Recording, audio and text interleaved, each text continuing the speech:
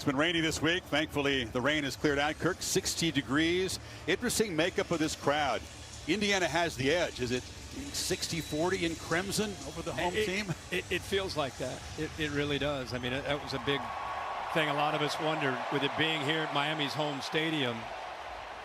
It was 95-5 against Oregon and Atlanta. Yeah. With the demand that Indiana would bring, how many would they get in here? And Hurricanes, these guys are ready. Lower seed, wearing their road uniforms. They'll be on the opposite side, not their normal bench in Hard Rock, but they do come out of their normal home team locker room here, packed in tight, Kirk. Absolutely. Indiana is supposed to go first. They are not loaded and ready yet. Maybe some final messages from Curt Cignetti. Now they're ready to go. Here come the Hoosiers. Much has been made of the fact they're not stocked with 5 stars, but this is a very experienced team. The average age is pretty close to the average age of a lot of NFL teams. Veteran group. 24. They come in on fire, as you said in the open, playing by far their 2 best games that they've had all year on the biggest stages they played on. 2 very different coaching personalities who each were part of Nick Saban's staffs at Alabama. Each was the recruiting coordinator for Saban. It did not overlap, however.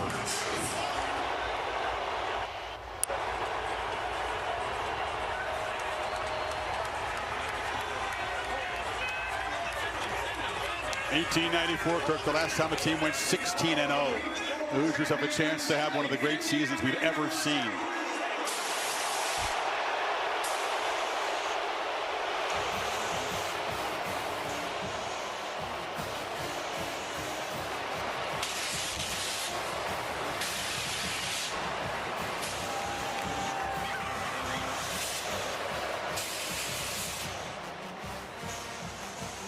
Cignetti, all business as you'd expect.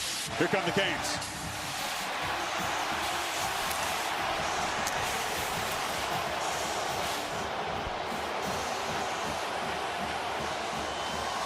Looking for a 6th national championship under a 5th different head coach. But these players basically weren't alive the last time Miami won one, 2001.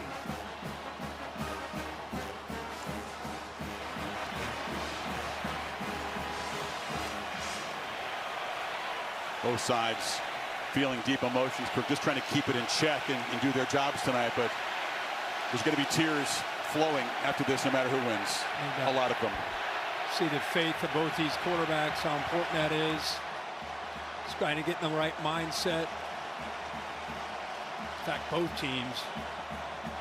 So much of the game plan, confuse and abuse, as the Indiana defensive coordinator Brian Haynes says. They're in the spotlight for a reason and affecting Mendoza and Beck. Which side can do that best might decide the outcome.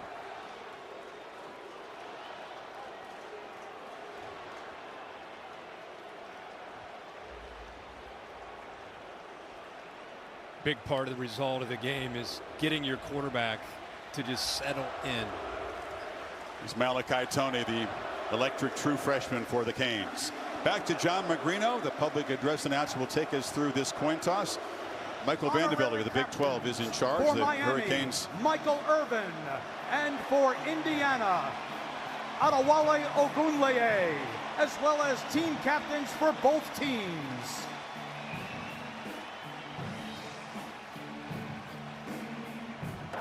Go ahead and introduce yourselves, fellas.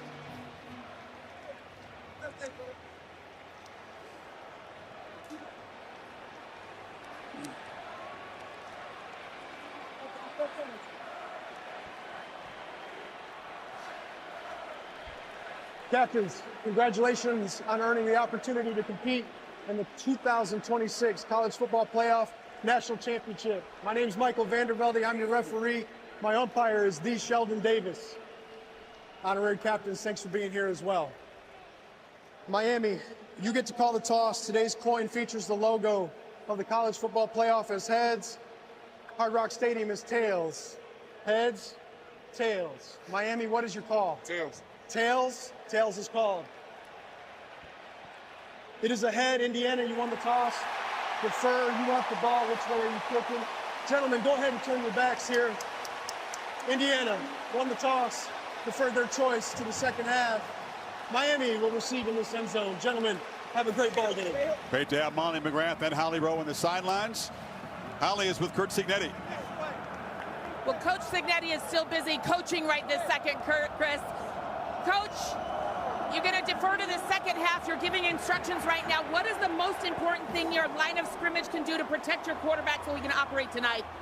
Give him time to make his first read and get the ball to number 2 or check down. You know, we've got to, but we got to be balanced on offense. If we can get, you know, which we've been able to do all year long. So they're good. They're going to make their share of plays. We just got to make one more. Thank you, Coach. Thank you. Imagine growing up going to games here in this stadium your whole life, painting your face orange and green, and then playing against your beloved Miami Hurricanes. That's Fernando Mendoza's job tonight. He said, I would be selfish if I make this game about me and my hometown. He won't do it. He's going to focus on his teammates. Now let's check in with Molly and Mario Cristobal.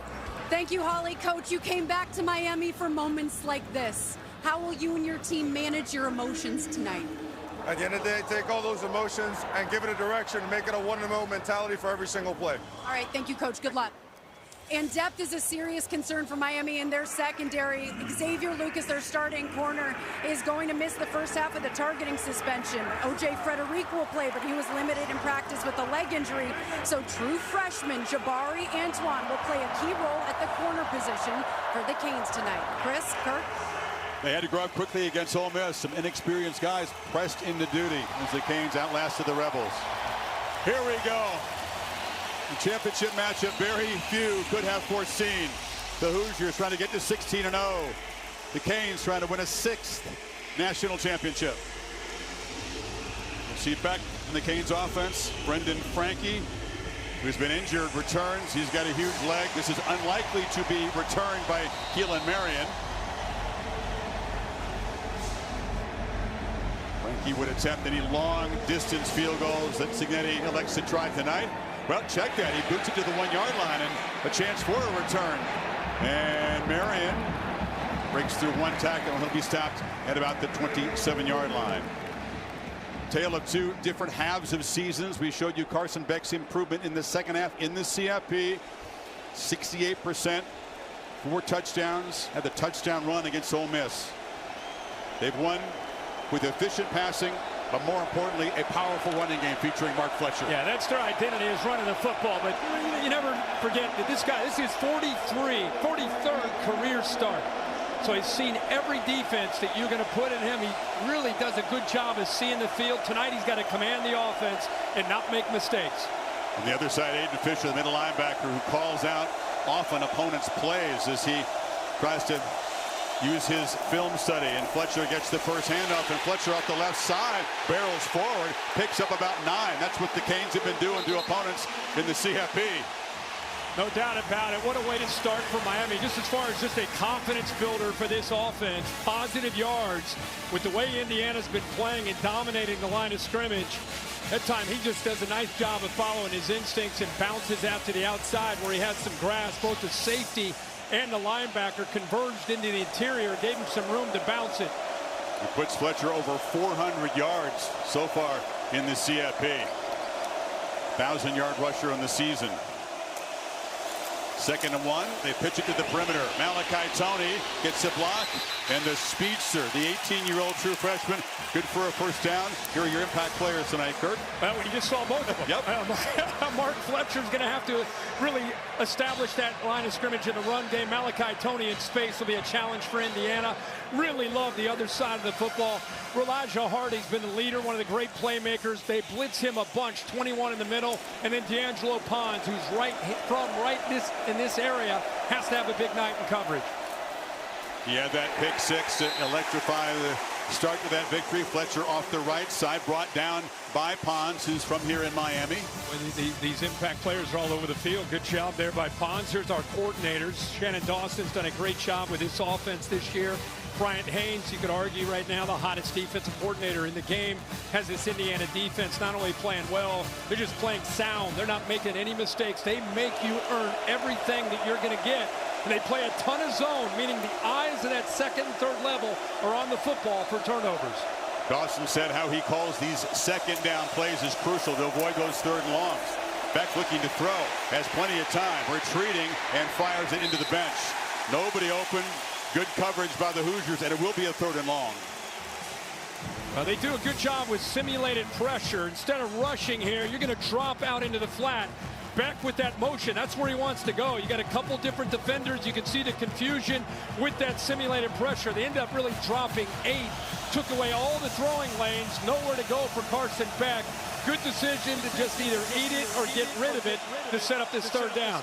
He was very efficient throwing the football on 3rd down at Ole Miss, especially in the game-winning drive.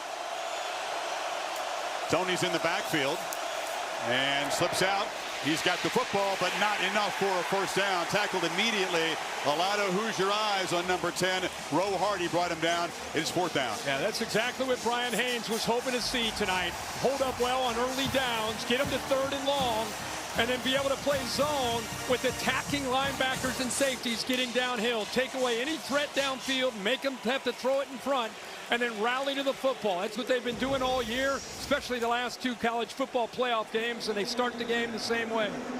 Hoosiers hope they can have a special teams edge tonight. They blocked 7 punts in the 2 years that Cignetti has been there. 3 of them this year, including 1 against Oregon.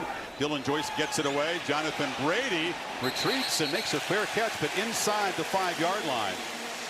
So a brief drive for the Canes has pinned Indiana back for Mendoza's first possession of the Heisman Trophy winner, chasing a championship back in his hometown.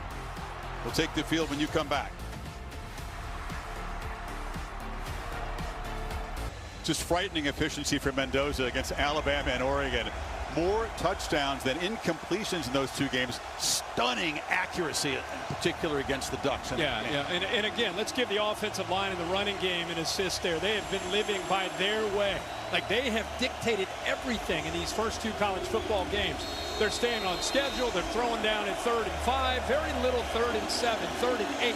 Miami's goal is to set up, be firm against the run, try to get Mendoza into more obvious passing situations. Roman Hemby is the back, lined up to Mendoza's right in the end zone. A fake it to him, pitch to the edge, and the catch is made by Omar Cooper Jr., who slips a tackle and is going to be shoved out of bounds. 1st down. Here's the impact players, and Indiana's got the ball. Hemby, of course, in the backfield, number 1. You'll see he and Black. Both of those are kind of interchangeable. Boy, Charlie Becker's been on fire in the CFP, doing great things over the last 6 games. Ruben Bain, 4 on the outside, is the best pass rusher. And Keontae Scott, really one of the players who really embodies this Miami defense, the heart and soul at the nickel. And there's a handoff running right. Hemby knocked down. Tackling is going to be so important. It always is, but against teams that are very successful running after the catch. Miami missed one on that opening play. Yeah, they sure did. It was Ethan O'Connor who missed that. You look at the 2 coordinators. Mike Shanahan does such a great job with his offense. Again, the other team wants to control the line of scrimmage and run to set up play action and RPO. And Corey Heatherman, this guy has been an amazing story from where this Miami defense was a year ago to now becoming a real strength, one of the top defenses in the country. He worked for Cignetti at James Madison, Heatherman did.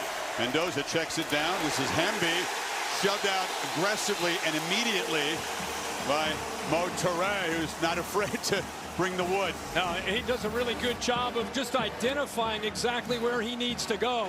Watch him just kind of eye and see it, feel it. You know, you give these backs a little bit of space, and they're going to make you miss. That time he did a good job of taking that space away and making that play. Knew exactly where he needed to be. Indiana elite at 3rd and long. Best 3rd down offense in the country. But they convert these kind of situations better than anybody. Haynes brings some pressure. Mendoza on the move. Scanning, chase down, and a desperation heave into the bench as the pass rush makes a quick impact. That was Marquise Lightfoot. Well, I'm going to show you Marquise Lightfoot because he's undersized for as far as Miami's defenders are concerned off the edge, 230 pounds. But watch him knock the back, Hemby down, and then the pressure's able to get to Mendoza. We just talked about IU's been playing on their terms. Miami wants to make them feel this, get him to 3rd and long and dial up the pressure. That series worked to perfection for the Canes D. Didn't have a lot of sacks against Chambliss, but they did provide just enough pressure. Mitch McCarthy to punt it. Malachi Tony on the receiving end of a line drive punt. Driven back, has it at the 32. Tony just needs a little space. A flag comes in on the return. So Miami figures to lose what would have been pretty good field position on that penalty. Yeah, I think there's a couple different holds there on the return. Big 12 crew in charge tonight. Michael Vandervelde. Penalties have been a problem at times for Miami. They survived 10 against Ole Miss, and cutting down on the mental errors was at the top of his list tonight. Number 22 receiving team, 10-yard penalty from the spot of the foul. First down. Yeah, the problem is, Chris, Miami 5th most penalties in the country. Indiana 10th fewest. So very, very different teams all year. There's the penalty right in the middle.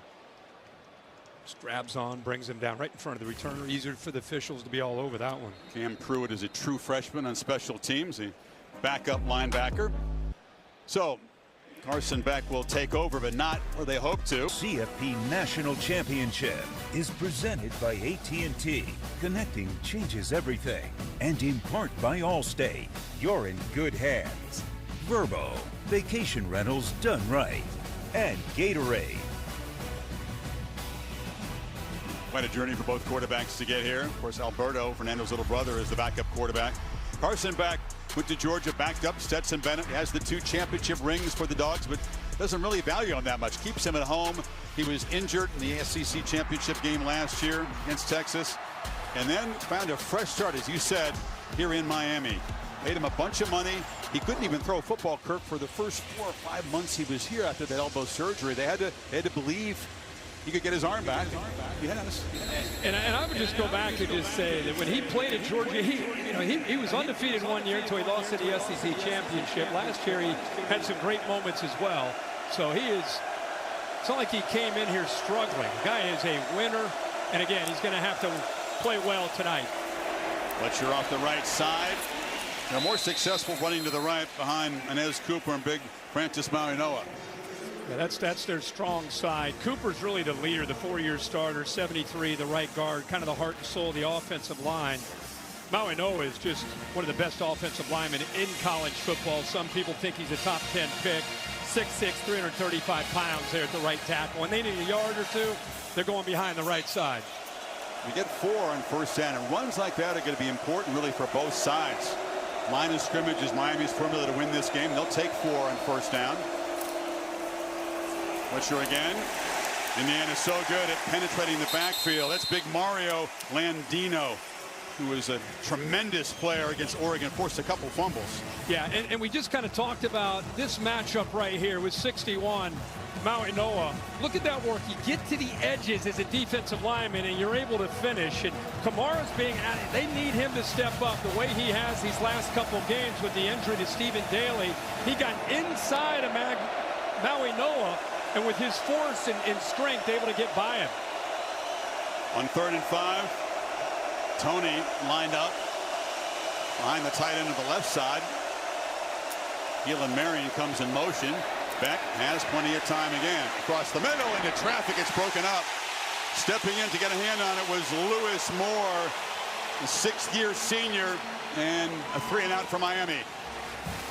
Well, nothing really stretched him downfield, so he was able to kind of sink and just kind of stay right within the structure of the defense. See, typically there's a receiver that's going downfield to back him up, but there's nobody there to threaten him, so he doesn't lose much depth. He's able to break down on the football, drive down, and make a great play there on that 3rd down. Moore in his 7th-year experience got there just in the nick of time. So Dylan Joyce, as Brady awaits. High boot. Fair catch, wave forward. This time Indiana will start at the 29. Much better field position. In April, the 2026 NFL Draft is to Pittsburgh. Round 1 in prime time on ESPN, ABC, NFL Network, and streaming live. Lots of conversations, Kirk, about whether this guy is going to be first off the board, number 1, when Las Vegas makes the pick. Yeah, there are a lot of guys. Look at this, players to win the Heisman national title. He drafted first overall. It's a short list. You can see in the modern game Cam Newton, Jameis Winston, and of course Joe Burrow in 19 after the year he had with the Tigers, went to Cincinnati. There's Tom Brady. Saw him on the field before the game. It's important to both these quarterbacks. Mendoza was actually born in Boston, grew up a young Patriots fan before moving to Miami. Is he here scouting these quarterbacks? Yeah. Mark Davis is here as well, so I would not be surprised at all. Mendoza straight back, flushed a bit, pressured, retreating. Flag comes out as he heaves it on the sidelines, and it's broken up. He tried to find Charlie Becker, and the pass was broken up by Torre. This was in the holding zone. Yeah, Khalil Benson, the right tackle, is going to get a holding call. When the quarterback got out of the pocket, Reuben Bain was trying to get to him. In 67, Benson just locked Bain up. So you don't see Indiana make a ton of mistakes, but Benson maybe lost the sight of where his quarterback was. was. Number 67, offense, 10-yard penalty, still first down. Already, Kirk, we've seen Mendoza pressured and chased to his right twice. Yeah, this is going to be a tough battle for 67. Benson's a good player, but he's going up against an elite player. You talk about Pittsburgh in the draft. I mean, 4 is the guy you want to watch. And 3 on the other side, Mesidor. It's the best tandem of defensive ends and pressure a quarterback in the country. ACC Defensive Player of the Year is Reuben Bain. Have to game plan for him. See what the Hoosiers do to adjust. Quick throw across the middle, catch made, and running after it is Cooper. Cooper breaking tackles out across the 45 yards after the catch. It's an RPO, a slow developing RPO. He's reading Torre right here. You make the decision. Is he coming up? Is he staying down? He sees movement up, so that gives him the quick glance route right there. Get the ball out, give him a chance to protect himself, gets off of that would-be tackler by Poyser, and picks up first down yardage after that sack. Trouble spot tonight for the Canes with shorthanded and already a couple missed tackles by that secondary. This is Halon Black falling forward as these Hoosier tailbacks always seem to do out near midfield. Yeah, I mean, again, they're a team that is usually at 2nd and 6. They're really comfortable with it. They're double teams. They don't climb too early up to the backer. They're going to hold that double team at the line of scrimmage. They're comfortable getting 3 and 4 and 5 and let these backs run downhill and fight through those linebackers for extra yards. They just want to stay on schedule. Black touchdowns in each of the 2 playoff games so far. And there's a misfire. Yeah, 674, the right guard, Bray Lanch. Looked like to me he may have moved early. Snap, false start, number 74. Offense, 5-yard penalty, second down. Brings up what we've seen so often. You can have strong tendencies, well established over 15 games. In a championship game, static in the brain, things can just be a little bit different. You see uncharacteristic mistakes. Yeah, absolutely. You see how frustrated it's like a virus to his computer. They just don't do that. I mean, the 5th fewest penalized team in the country. I like that. Virus to his computer. Machine-like is one word that has been used to describe Indiana. There's a pitch to the edge. That's Surratt with a stiff arm there on Ethan O'Connor. And he's going to have first down yardage. Again, this is what Mendoza does. Free access. You're going to stay off as a corner. He's going to take it. That was a run play with an alert tag. And every single time Mendoza either sees inside leverage on an outcut or a soft corner, he aborts, gets off the run play, takes a hit there by the blitzing Jacoby Thomas. But a good job of recognizing soft coverage to get that ball out. Again, first down. Surratt, such a weapon, FBS leader with 15 touchdown receptions. This is Hemby, quick burst up the middle. And the former Maryland Terrapin falls forward. Winsley Basaint made the stop, picked up 3. How much fun has it been to watch these 2 backs in the college football playoff, along with the offensive line? They just wear on you. It's not fancy, it's not flashy, but they're going to do it for 60 minutes. Body blow, body blow, body blow. Can you stand in there and take it? Basaint out of the game. He tried it over. Trainer's taking a look at him. 2nd and 7, pocket closing in, but Mendoza stands and delivers. It's another first down strike for the Hoosiers inside the 35. 9-yard gain by Riley Nowakowski, the gritty tight end. Yeah, Nowakowski's here, but watch the quarterback, Mendoza's eyes. He works to the left. He thinks he's got the outcut. He comes off of it quickly, almost like a check down right there to Nowakowski. See the eyes? He thinks he might go. Instead, where's that check down? Boom, ball out quickly. And again, another first down. Indiana right now looking good, moving his ball down the field. 5 of 6 start for Mendoza. Play fake, pitch to the edge. Surratt again, easy access in front of O.J. Frederic, whose return he says healthy tonight, but we'll keep a close eye on him. Yeah, and he's, until they get out of this, he's just going to continue to go at it. They're going to mix the run. Corners are dropping, no problem. It's like basically an extension of their run game. They're just going to take 5, 7, 8 yards. Make Miami have to come up, play tighter, and then they'll try to work by them with Charlie Becker and Omar Cooper and company. Empty backfield first time tonight. 5 receivers for Mendoza. Pressure off the edge. He got hammered on the blind side. The pass is incomplete. That was Torrey on the blitz. Maybe keep it back in the backfield if you're Indiana tonight. Yeah, you got 5 up there. You go empty, and he's able to sneak out. Blind side. Never really felt that. Good job. A big part of this tonight with Mendoza and Beck, both these quarterback experience. They see a lot. So both coordinators, when we talked to them, talked about the importance of disguising, not tipping our hand. Make these guys have to see it post-snap. That time they fooled Mendoza completely. Teray describes his style, Kirk, as fast and violent. And it fit that play.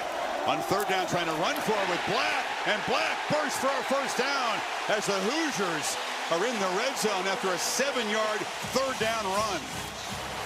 You look at Pat Coogan, the center, the left guard, Drew Evans, left tackle, Carter Smith. It's almost a triple team. Watch this right here. Watch this movement. All 3 of them work up to the backer. Didn't even need to get to the backer. 3 of them on one. And you saw Black just running downhill with violence himself as a backer, or running back. He always runs with tremendous passion and almost anger when he runs the football. Feed it to him again. Stutter step.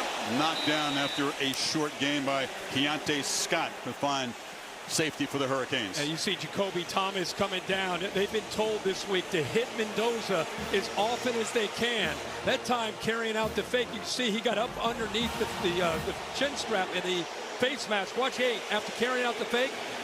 Instead of laying off, boom, hits him. Again, when they get their chances, they want to lay the wood. And you see right there, they're sending a message early in this game. Very, very lucky to avoid a personal foul. Bill, is that a defenseless player, or is it because he's carrying out a fake? He's not defenseless, but at the same time, that hit was totally unnecessary and could have easily been a foul. And a bunch of those kinds of penalties against Ole Miss. Play right there on the edge, but that was certainly over the line. Yeah, it sure was. And then he comes right back. See, that's the thing with Mendoza. It doesn't really blink, doesn't let the last play, good or bad, affect him as he spins forward to the next play. Came right back. Looked like a little bit of a miscommunication on whether he should give it, throw it outside. The pass was taken away, so he just tries to get some positive yardage. 3rd and 6, 11th play of this long Hoosier drive. Miami showing some pressure. They bring it. Pitch to the end zone and fought for it, incomplete. Well defended. That was O.J. Frederic on Charlie Becker, who's their top red zone weapon down there. Nice breakup. Yeah, it's a matchup we want to see with Xavier Lucas out of the game. Frederic is not surprised at all with the ability to get his head turned around and get in position, and they will allow the corner to get handsy if his head is locating the football. 29 does a great job in phase, getting his head turned around, so they gave him a little wiggle room there, pushing back and forth with Becker. So Niko Radicic, almost automatic from 34 yards. Indiana, the quarterback bleeding a little bit, draws first blood in this game. The Hoosiers, 12-play drive on top, late first quarter here at Hard Rock Stadium. Hoosiers on top. Miami fortunate to avoid a targeting against Jacoby Thomas. Bill LeMonnier, is that worthy of a targeting flag? Yeah, he came in with, you know, the first view I didn't see that part of it. I thought it was just a late hit. But this one here, he came in crown of the helmet right into his head. They cannot afford that, Kirk. Already Xavier Lucas sitting out the first half to safety for targeting against Ole Miss. That would have been a disaster to lose Thomas. Yeah, no doubt about that. And I'm with Bill. I'm surprised we didn't see a flag come down. But I think carrying out the fake, you know, quarterback is in play. Maybe they held the flag because of that. Gillen Marion, the kickoff return out across the 25. So Miami trying to get the offense going. Very exciting weekend of football. Divisional playoffs yesterday. The ultimate game in college football here tonight. Late first quarter. Miami's third possession. They trail 3-0.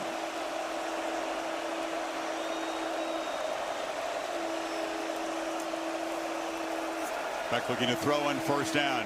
Loops it, and it's tipped and incomplete. Hoosiers do such a good job at getting hands on passes. That was Roe Hardy drifting back as he tried to find Bauman, the tight end.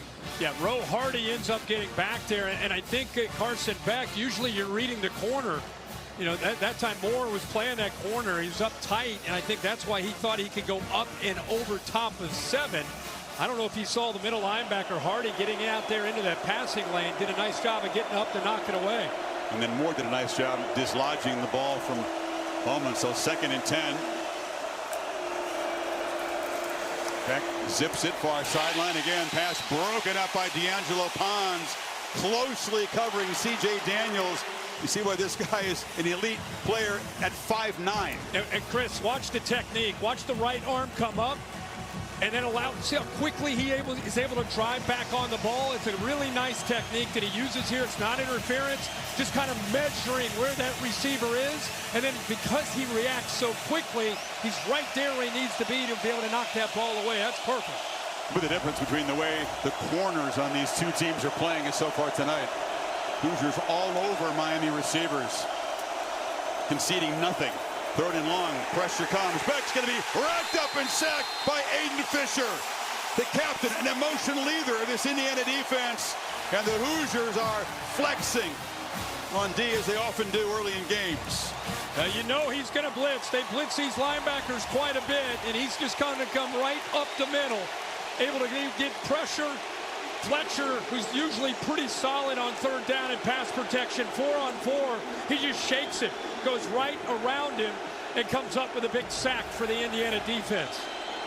You're right, they count on Fletcher. Not his best effort there, and the Canes' 2nd consecutive 3-and-out. Little pressure on Dylan Joyce, the punter, and it's off the side of his foot, but takes a good bounce for Miami, and will finally be down at the Indiana 27-yard line.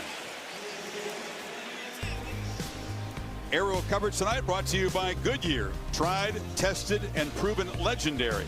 And our thanks to Chris Pratt for voicing the T's, setting the tone tonight.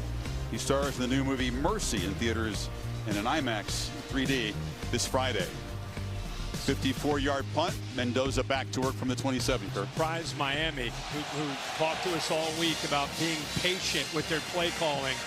Got to run the football. Got to run the football. We can't get impatient. 3rd series, 3 straight passes. It's not the formula or the recipe they're looking for tonight against the IU defense.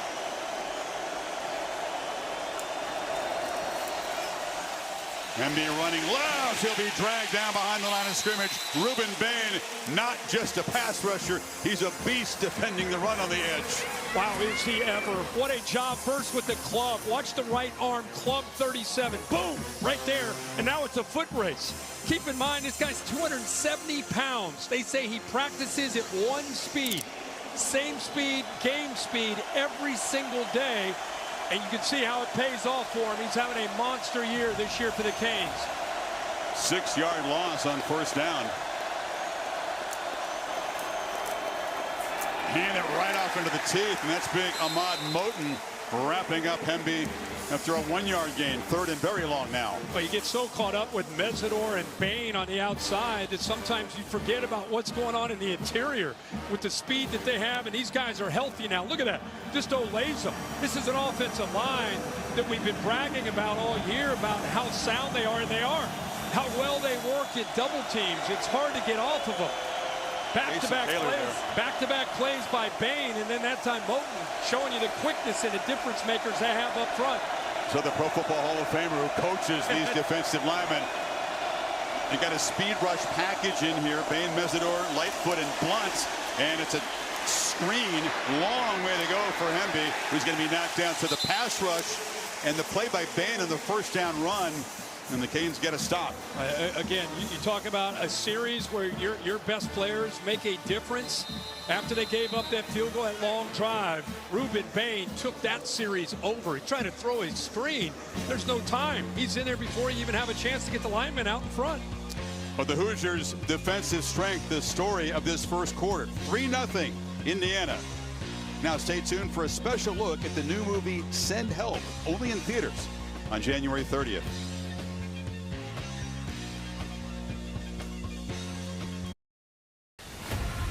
Except for the second quarter here at Hard Rock Stadium, the College Football Playoff National Championship game. Indiana in Miami's home stadium, but with a crowd edge tonight, leading 3-0. We'll plan it away as the Canes defense stepped up, got the Hoosiers behind the sticks early in that series, and continue to come after Mendoza.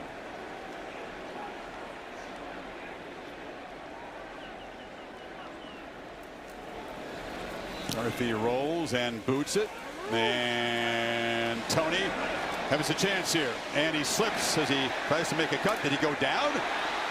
Tony's still running.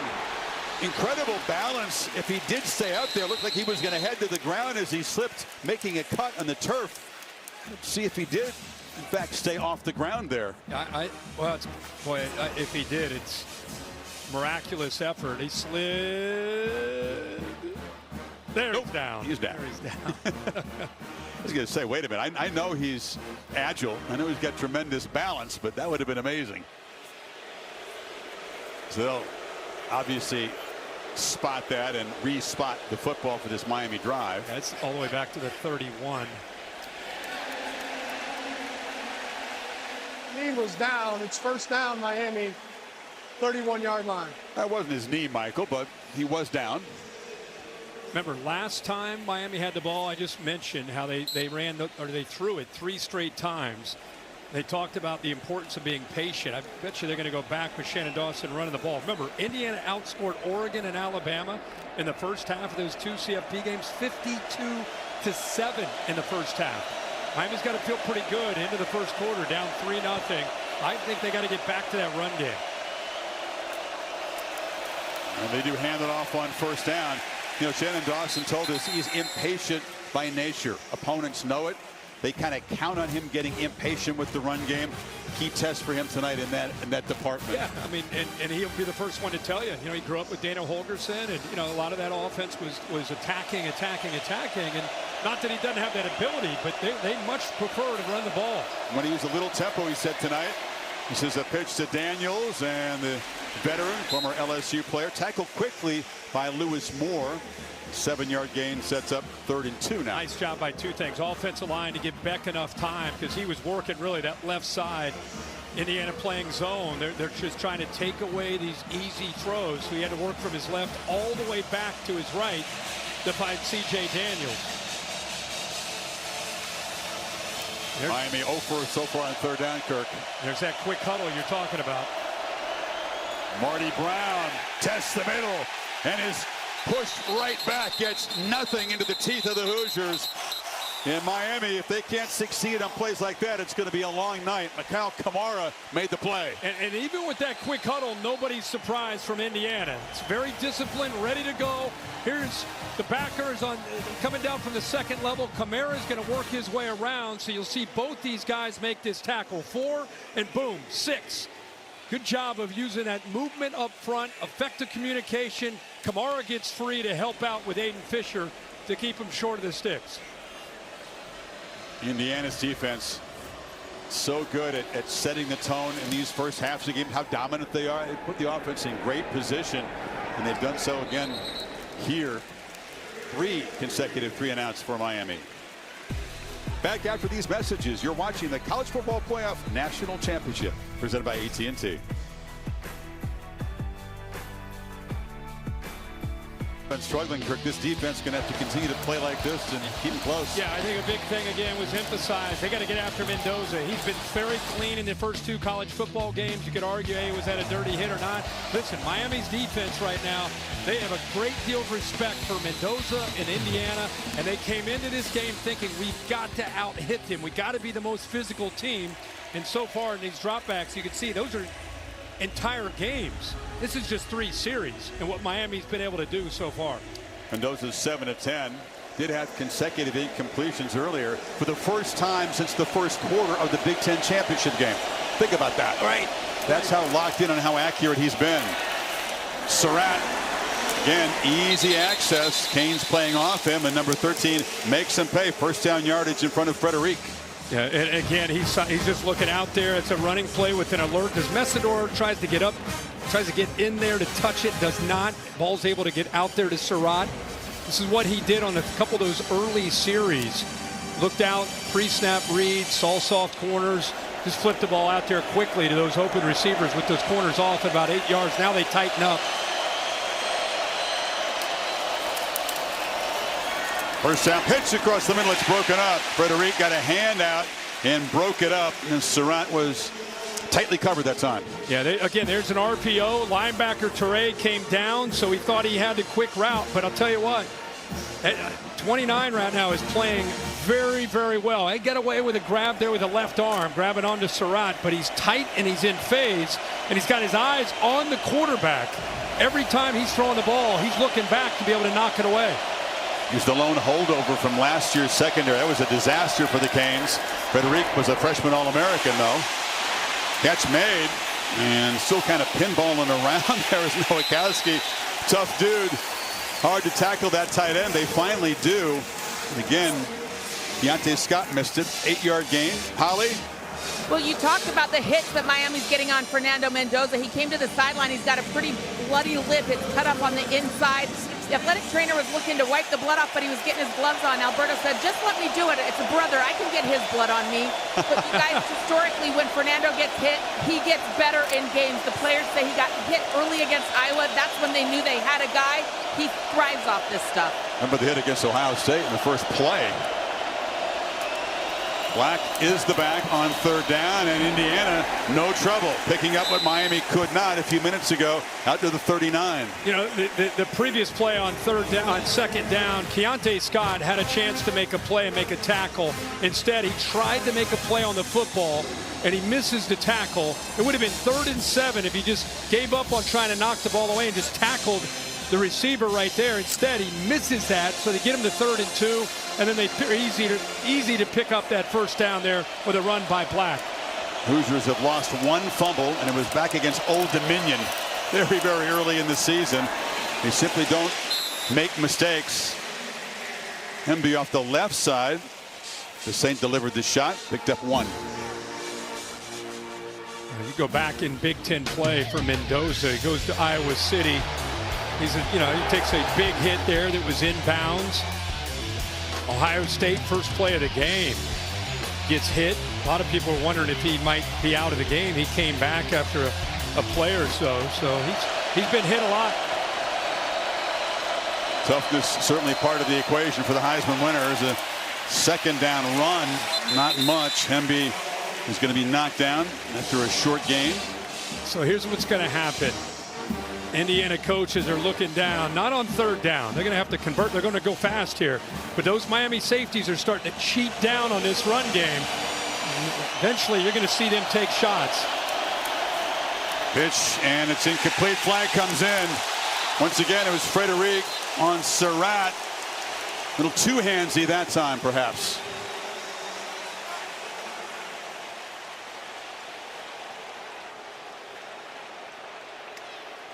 It's right in front of Signetti. Pass interference, number 29.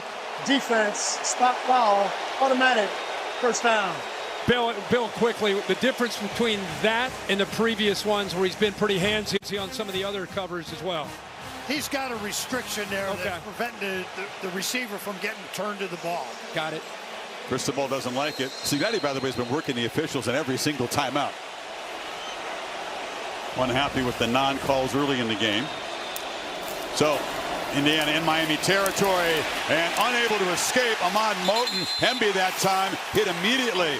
As the big 300-pounder from Fort Lauderdale, the tackle for loss. You want to see a matchup tonight? Moten in the inside with Coogan, the Rose Bowl MVP, right in the middle. These guys have been going at it a lot already. Moten has made a few plays where he's been able to get around Coogan, who's very gifted.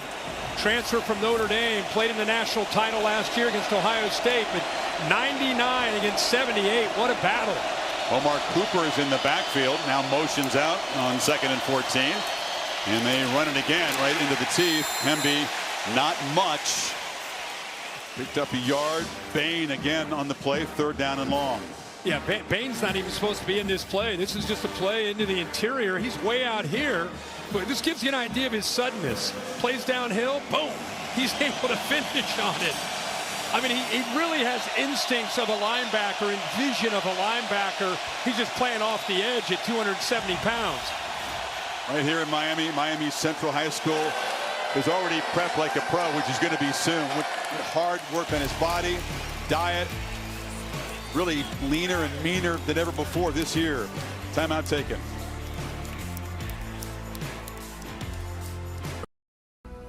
The CFP National Championship presented by AT&T is brought to you by Capital One.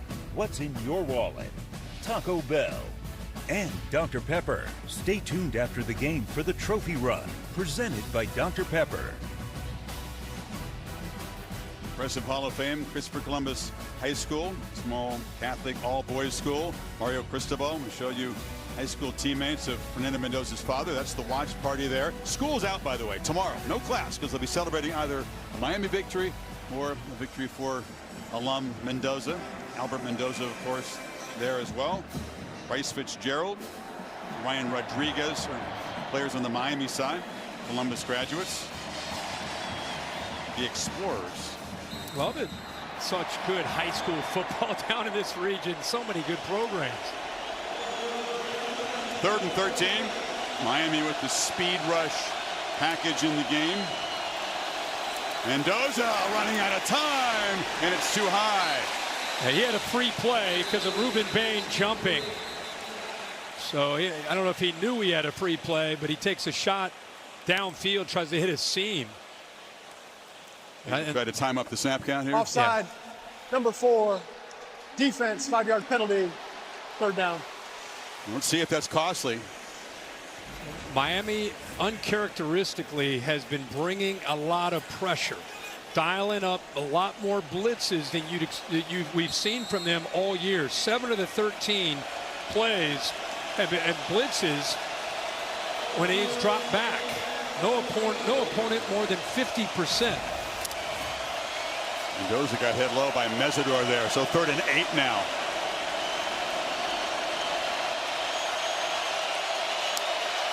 Cooper comes in motion, handoff up the middle, and barreling for a first down and more is Kaylon Black. Catching the Canes off guard, rumbles for 21. You got both the inside linebackers walked up here. Watch the block right here by 62. He's got an angle, able to push it, kick it to the inside, and they got downhill in a hurry. Miami trying to get set up as they snap it with some tempo. Cooper the catch on the edge, and Indiana muscling down near the red zone. Yeah, great job here. It surprised all of us, right, Chris? I mean, who's expecting on 3rd and long a run? It hit so quickly downhill. Great job. They took the linebackers out with them walked up. We just mentioned they've been really blitzing, bringing a lot of pressure. Not something they've done all year, but because of the importance of affecting Mendoza, they think they got to dial it up. What a call, and kind of a change up there by Mike Shanahan. It's been Black, who now hits 1,000 yards with that run at the hot hand. Again, huge cushion, and Becker makes the catch, fights down near the pylon. Touchdown, Indiana!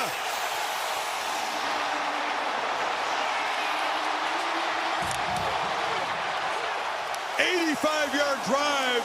Miami simply cannot tackle Indiana tonight. I don't know what Frederic is thinking there to try to make a tackle. 29, he just kind of gives up on the play. Does he stay in bounds? Nope, he's out of bounds right there. But what a job. Once again, Mendoza saw the cushion that you mentioned and just took it. Came off the run, took this, and now instead of tackling, they're trying to just get the football. The foot is obviously out of bounds. Very poor effort by O.J. Frederic there on trying to make that tackle. Watch 29. There's the cushion. Easy first down. Poor effort there by 29, and then great effort by Becker, who's just been on fire over the last 6 games for this Indiana offense. Looked like Frederic was pointing at Thomas, thinking he had him, but... Yeah, let's all have him. I mean, if you're on defense, I'm not worried about pointing at anybody. Let's make a play. I mean, it's a national championship. You got to tackle. Well, this secondary we knew coming in was a concern. Pass rush is elite, but if you can beat the pass rush, these guys have been a little bit vulnerable. And not having Xavier Lucas, one of the starting corners, in for the first half because of targeting against Ole Miss. You can debate whether or not it makes sense to keep a guy out of a championship game half for that. But the guys who've stepped up and tried to fill in, getting beat tonight. Yeah, and no, they're going to. I guess we're going to take a peek again where he stepped out of bounds. Looks like right around maybe the 5-yard line. But Chris, let's not forget, 6-yard line. 3rd and 6, pass interference on Frederic. Yep. 3rd and long, offsides on Ruben Bain, keeps the drive alive, shortens the distance that they have to do to keep this drive alive, and then the big run on that other 3rd down call. And Becker, matter of time till 80 starts making plays. He makes a big one there. How about he really got his opportunity when Surratt went down with the injury? Becker's opportunities went up, and man, is he taking advantage of them. They can't get him off the field anymore. Tom Allen recruit, the only holdover in this receiving corps from the pre-Signetti era. So 1st and goal, Hoosiers trying to add to this lead. 6 O-linemen in the game. It's Becker who comes across in motion.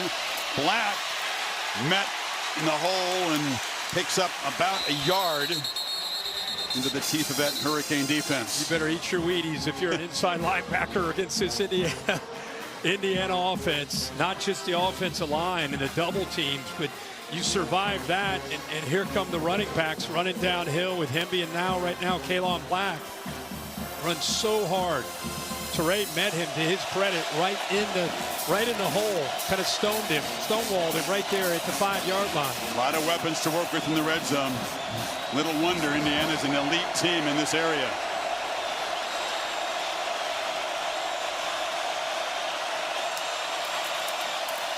Black spun down at the 1.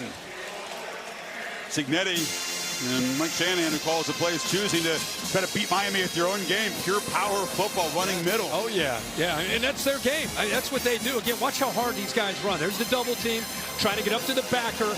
Reminds me of Isaiah Pacheco for the Chiefs when he was at Rutgers. The way he runs, especially the way Black runs. Just bad intentions running into the teeth of that defense.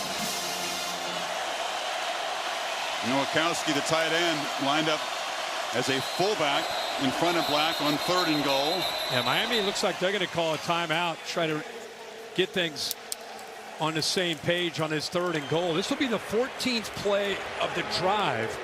Miami has 14 plays in the whole game. This 14th play of the drive coming up. Miami highly values ball control, time of possession domination. Hoosiers turning tables so far tonight, midway 2nd. Said Kirk, 14th play of the drive. That's how many plays Miami has had the ball all game so far. 31 for Indiana. Now here they are trying to build a double-digit lead. Miami called that timeout. They had 12 men on the field. Just wanted to make sure, obviously, to get that before the ball snapped. There's the glare. Black, once again, lined up behind Nowakowski. They hand it off to the fullback / tight end, and he powers in. Touchdown, Indiana. A dominant start here for the #1 team.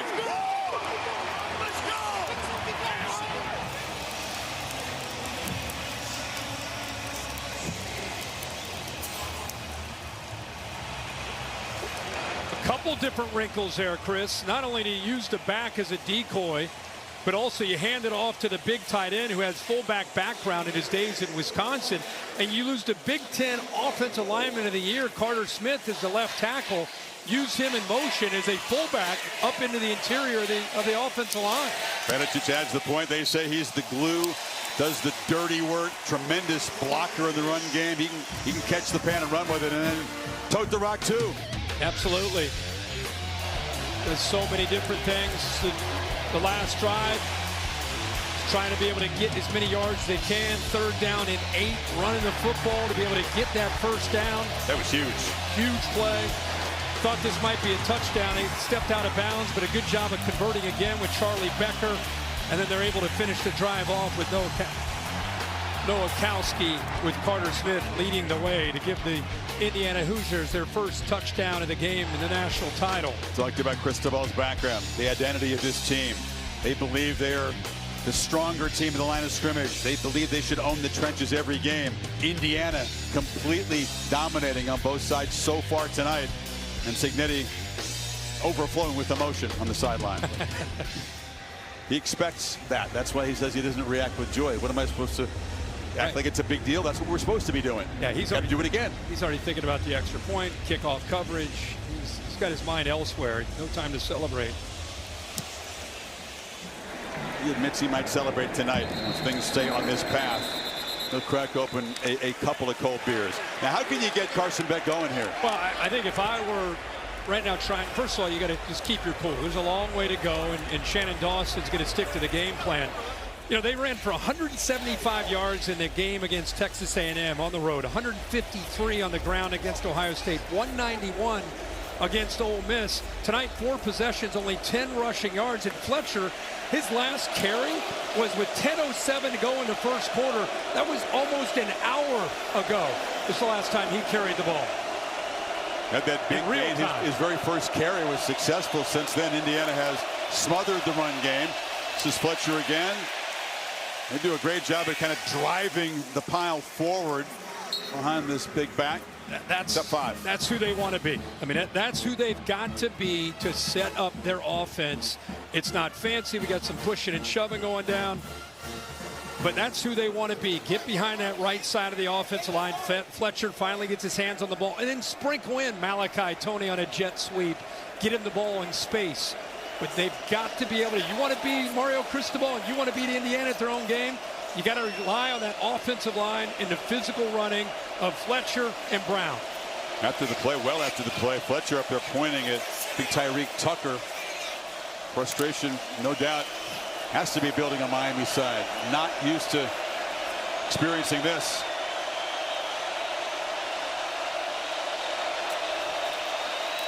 Fletcher on 2nd and 5. Tripped off. Looked like he had a gap there. And reaching out to grab him was Isaiah Jones, I believe. He used his leg to grab him. He like a leg whip to be able to bring him down. That's what I saw. I don't think he got a hand up there. I think he was getting blocked by Malachi Tony, and just that leg lifts it up and brings him down right there. Yeah, that was not an intentional act to trip, so right. That was perfectly. Yeah, in the middle of getting blocked. Just kind of raised his leg there. Miami still yet to convert on 3rd down. They need one. Fletcher, nothing. They're getting no movement. You can see the body language from Beck. He's getting frustrated. His powerful offensive line is getting outplayed. Kamara and Tucker on the stop. Another quick drive for Miami. Well, they may go for this with the way things are going. They build a wall on that defensive line. You'll see eventually Fisher's able to work his way around. But look at that wall, just nowhere to go. Keep in mind, they are going to go for this. They've got an advantage of 53 pounds per guy up front, and they can't move them because of the scheme and the quickness of Indiana's defensive front. Remember the Rose Bowl. Alabama went for it. Similar position on 4th down. Cignetti had that arched eyebrow, and then his defense made the stop. Fletcher, left side, pushing, working hard. Let's see where they spot it. They're running in near the marker. This is going to be very close. Hoosiers believe they came up with a stop.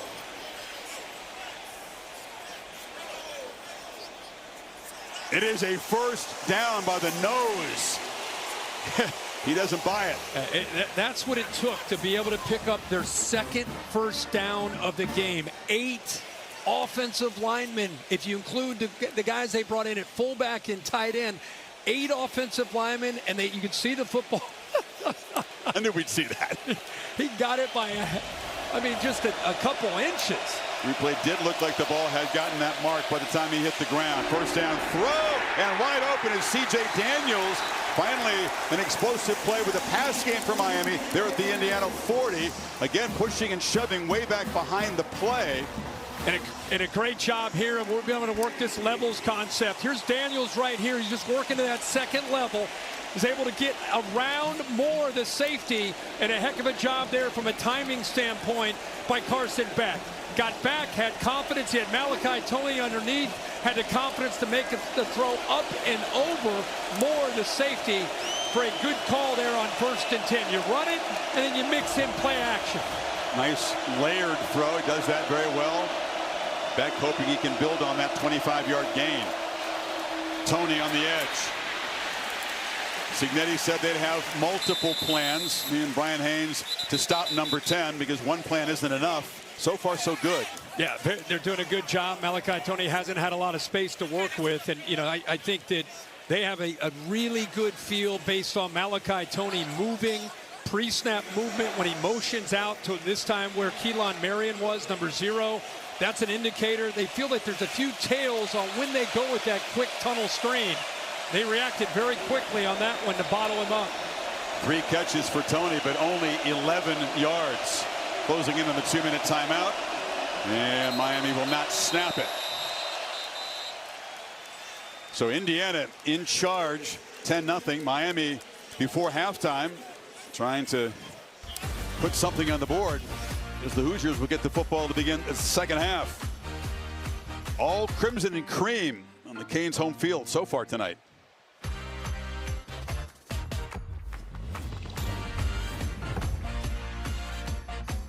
Curt Cignetti, not just a brilliant coach, he's a meme. All these facial expressions, the arched eyebrow, the dour look, no matter what his team is doing, how good it looks on the field. That was the 4th down reaction. Miami had to do that, as you said, just to keep this drive alive. And now they've moved the ball inside the 40 of Indiana. Tough to make big plays against this Indiana defense. They take away the explosives. They make you earn it. Fletcher to the left side. Quick penetration. That was D'Angelo Pons off the corner to grab the running back by the ankles. Yeah, it's amazing how he, you know, corners a lot of times are known for their ability to cover, but this guy is 173 pounds, 5'9". He just goes right around the offensive lineman. I don't know if they didn't see him. They just ignored him. He's a little guy. Don't worry about him. He goes around him, gets low, brings Fletcher down. I don't think the play design accounts for a guy that quick to get in there. Yeah. I mean, he just, Markel Bell was pulling around, didn't even worry about it. Here's a 3rd and 8. Miami really not in solid field goal range. Quick pitch.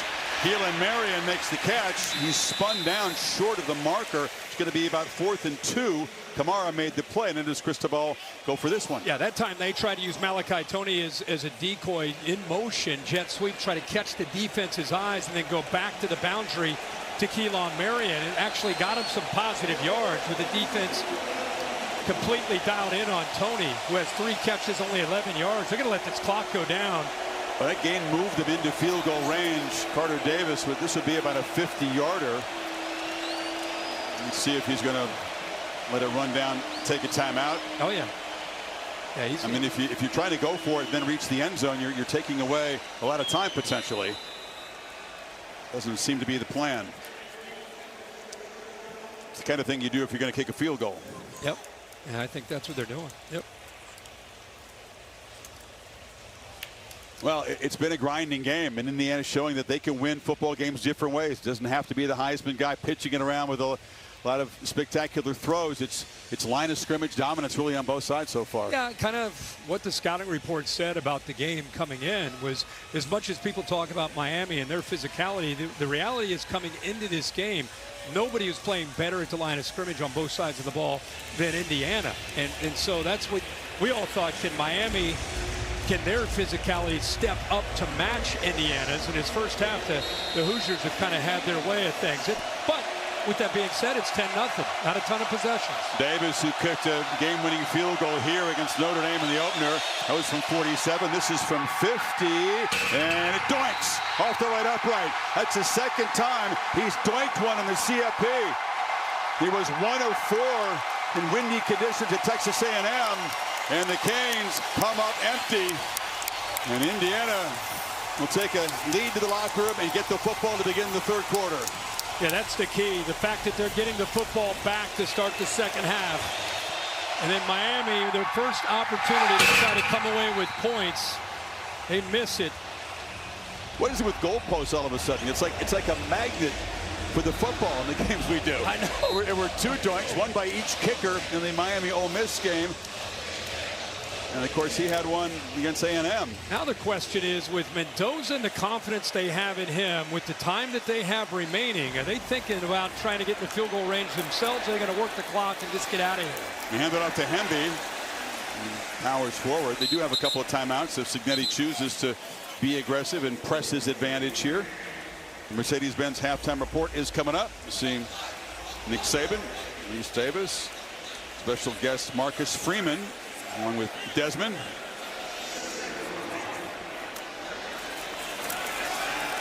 Mendoza from the pocket, low throw, catch made right at midfield by Becker. Indiana's got their long distance kicker Brendan Franke back. They don't need to get too much farther to give him a chance. Clock winding down to 3 seconds. I think he's hollering. I think he expected to take that timeout earlier. They had 2 to work with. Holly. Guys, you were talking about Brendan Franke. He's their long-distance field goal kicker, but he's been hurt. He had surgery this year, and he hasn't had the range.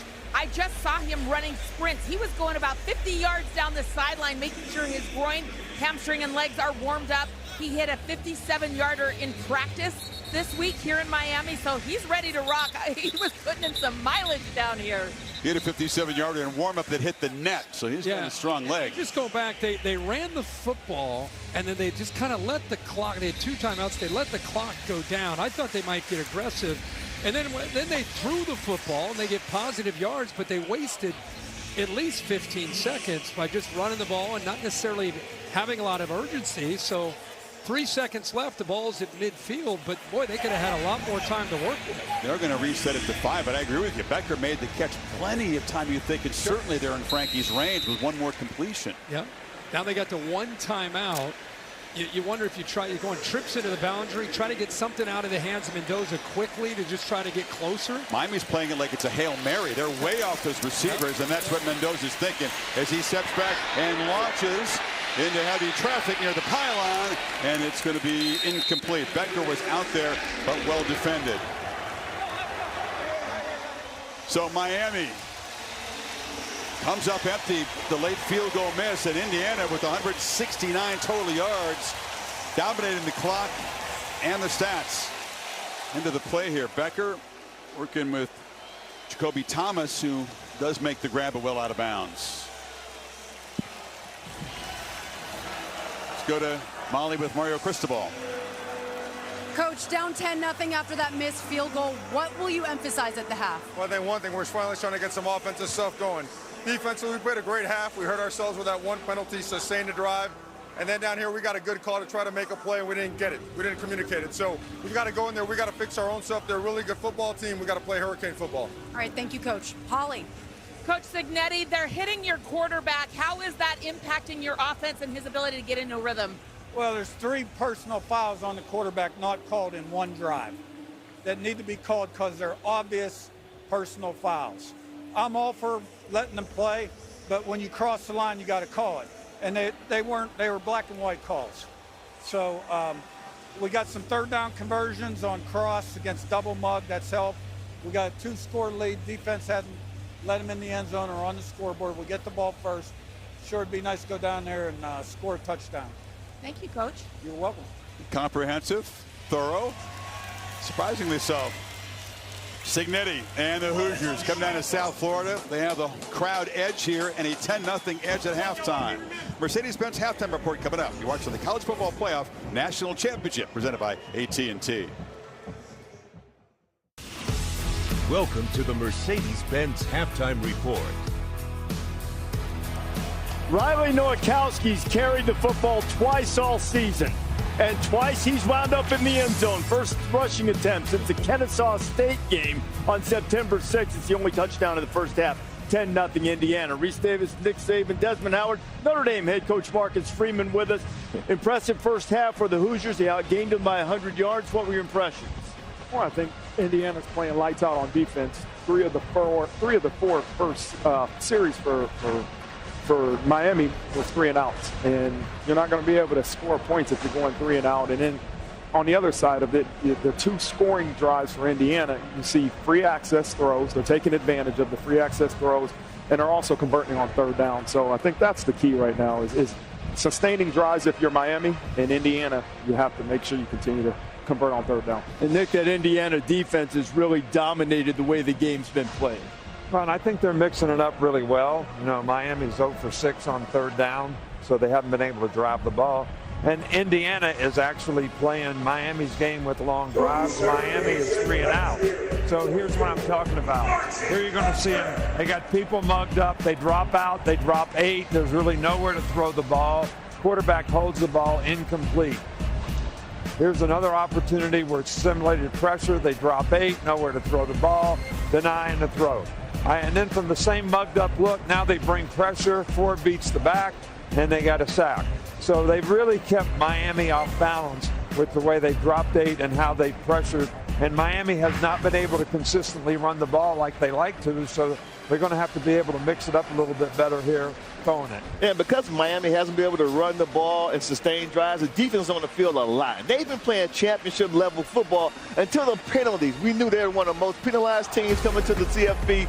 And on Indiana's only touchdown drive, 2 costly penalties. Ruben Bain right there, Jr., 3rd and 12. He jumps off sides, makes it 3rd and manageable. And then 3rd and 6 right here. PI by O.J. Frederick sustained the drive, kept the ball moving, and then here's the touchdown that RD talked about right there, the 1-yard run, the only touchdown of the first half for Indiana. I thought that the Hoosiers offense played extremely well. I like Miami's defense. They just got to eliminate the penalties. They're going to get some help coming up to us. We were walking up here, a reminder, Xavier Lucas, who was out of the first half because of a targeting penalty in the semifinals. We saw him warming up underneath the stadium. Maybe that'll change some of those free access throws and the big cushions that they've been giving in the first half. Miami has not scored here in the first half, but, you know, they rallied against Texas A&M when they didn't get much done on offense early. Hoosiers, though, impressive, up 10-3. More coming up right after this. This halftime report is presented by Mercedes-Benz.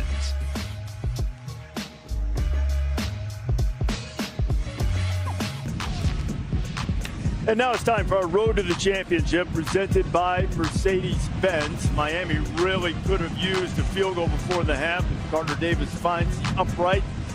So Hurricanes scoreless in the first half. The only other team in the college football playoff era shut out in the first half. Alabama, 2017, but then Tua came in and took care of that. Getting pressure on the quarterback is something that that Miami is going to have to continue to do, Mark. Yeah, in order to do that, you're going to have to get them behind the sticks. And you saw in the second series, Miami was able to do that on first down.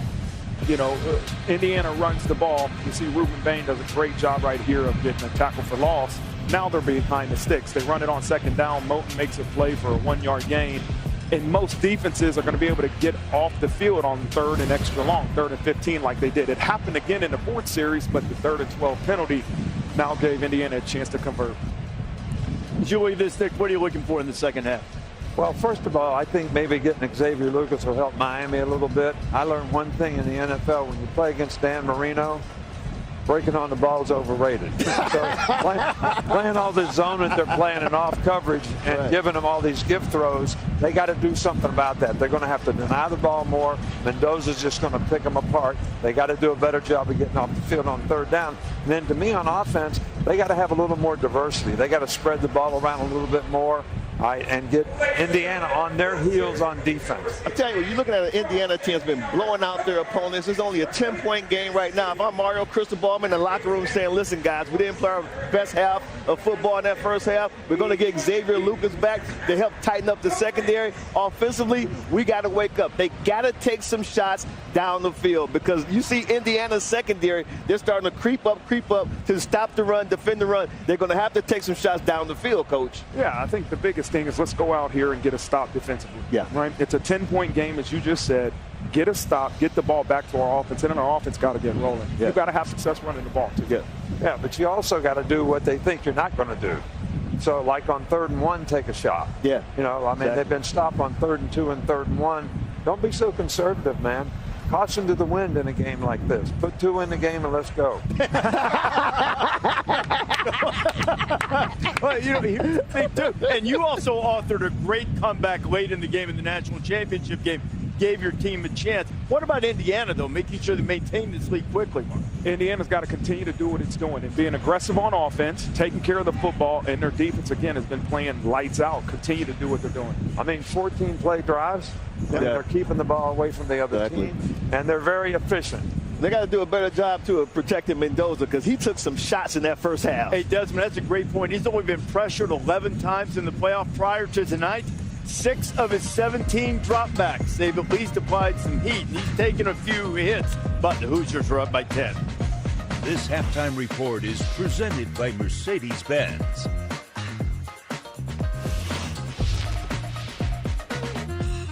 Miami. Both teams are playing their best football. Championship matchup. Here we go.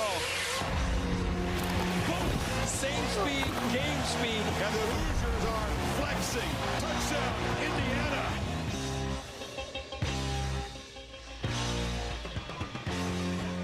Set for the second half in Miami. The College Football Playoff National Championship presented by AT&T. Home stadium of the Hurricanes. Crowd edge, Indiana, and a 10-0 lead for the #1 team. 30 minutes away from a 16-0 regular season and the school's first national championship. What can Miami do, Kirk, to prevent that? Hoosiers got the ball to start the third quarter. Well, their defense is playing pretty well. You know, they're going to have to continue to try to take away some of the space for those easy access throws that Mendoza's been taking. Really, it's about their offense. We saw them put together their best drive there at the end of the half. I think it's quick hitters with all that Indiana movement on that defensive line. You got to hit some quick hitters with Mark Fletcher. Got to get back to being able to run the ball to set up their play action game that can be so dangerous. Miami had 26 yards total offense until that last drive, coming up empty when Davis hit the field goal off the right upright. All-State bus.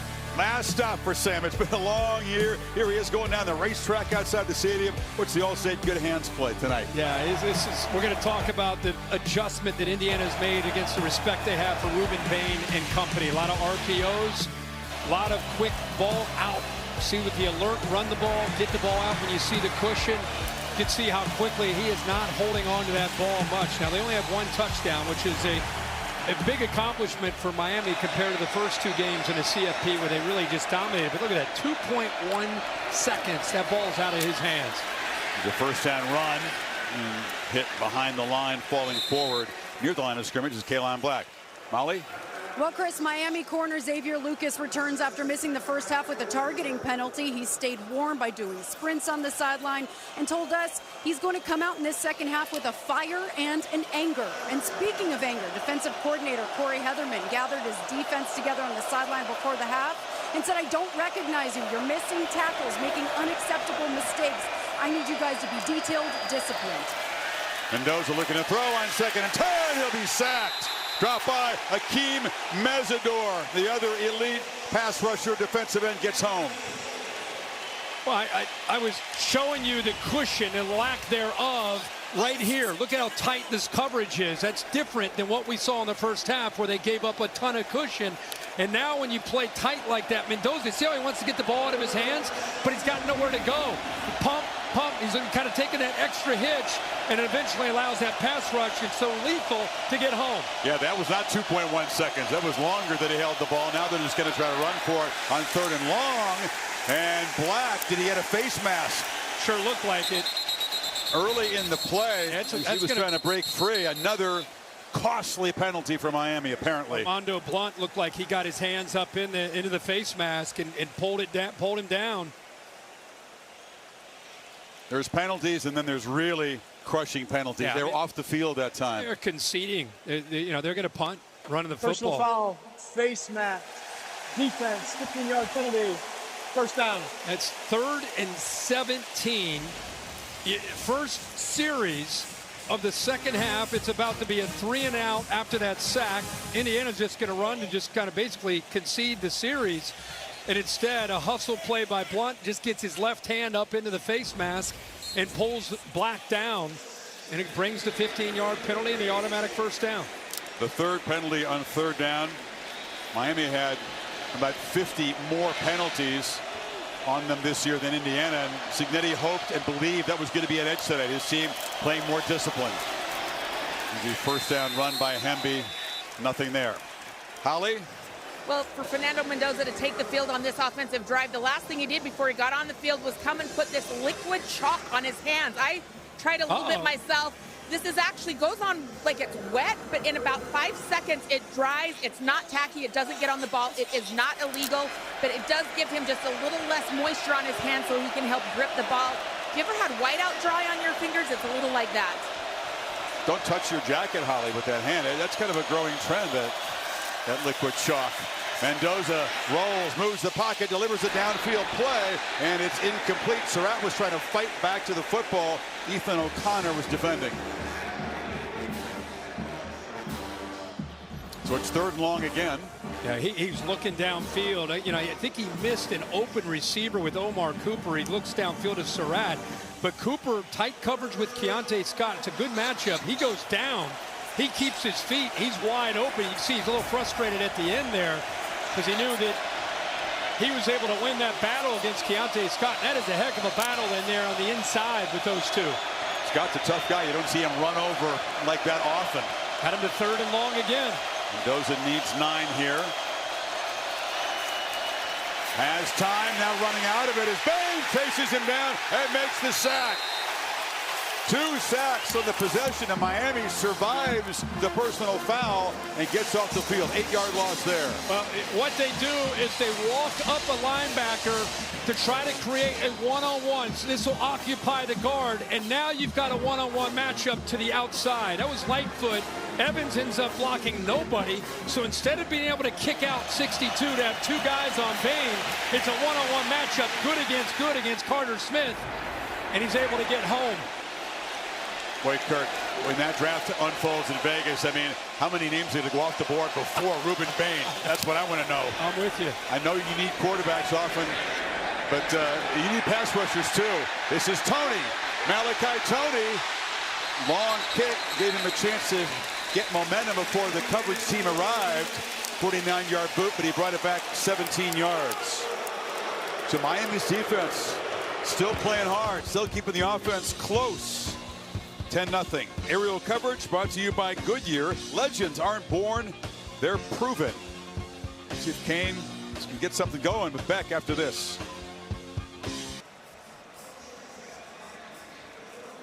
Earlier, ESPN Chairman Jimmy Pitaro, joined by CFP Executive Director Richard Clark and Reese Davis, joined on the field by local Miami guys trying to support education through the power of youth sports.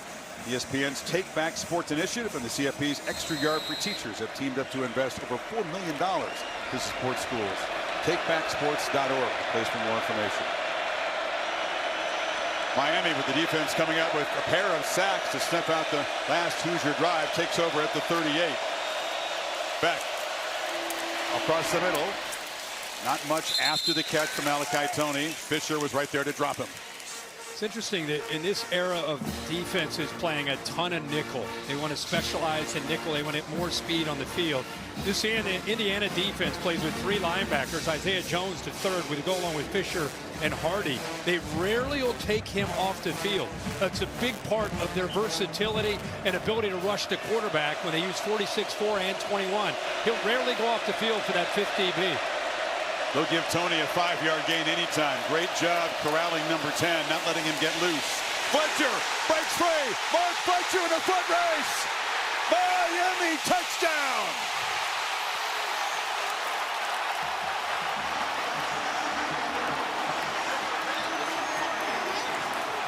And just like that, Miami's bell cow back changes around this championship game.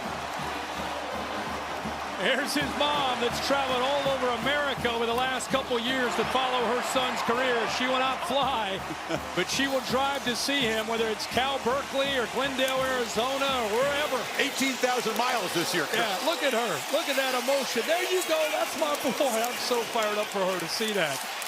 Off the right side, opened up a nice crease for her, huh? Yeah, the right side is what they're known for, but I'll tell you, they got a couple good blocks by the tight end and one of the receivers, C.J. Daniels. Take a look at this, Chris. You're right. Anytime they go behind that right side, you know that they feel good about what they can do. Watch 87. You're going to get a great block here, but 87, Bauman does a nice job of sustaining his block. Look at 7 as well. C.J. Daniels. These receivers from Miami do a heck of a job of blocking and allowing an 8 or 10-yard gain to go for 15, 20, or more. Just keeps that corner sharp outside, and then Fletcher does such a good job of getting downhill. So 20 yards rushing in the entire first half and 57 on that carry alone. Longest run of Fletcher's career. Suddenly a 3-point game here in Miami.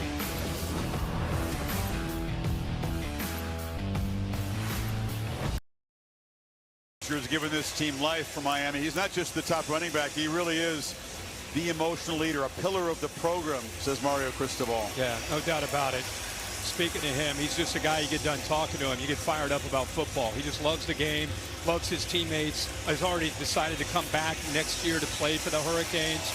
So he is all in. Here's Linda. And here's his mom after that touchdown.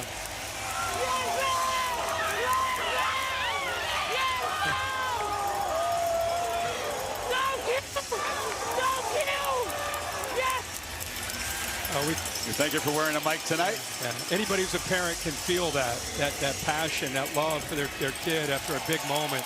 That was so cool to see and hear that. You do a lot for your kids, but you drive 18,000 miles in a football season in a car now. We're talking car. I know. 10,000 alone in the CFP, Kurt. I know. That's so impressive. Think about that. College Station, Texas, back to Lauderdale. Dallas, back to Lauderdale. Arizona, that's the thing. Back, and she finally gets a 12-minute drive. Yeah. From her house. If anybody earned it, she earned it. Now, the Indiana team, which has responded so well this season, will have to do so again. Molly? Well, Mark Fletcher Jr.'s day began with a text to his late father, as he does before every single game. Fletcher texted his dad at 5:45 this morning saying, "Good morning, Dad. Be with me, boss man. I love you." Mark Fletcher Sr. passed away October 2024, and his son keeps him alive in everything he does. Keeps his old cell phone just so he can text Dad before games and on hard days.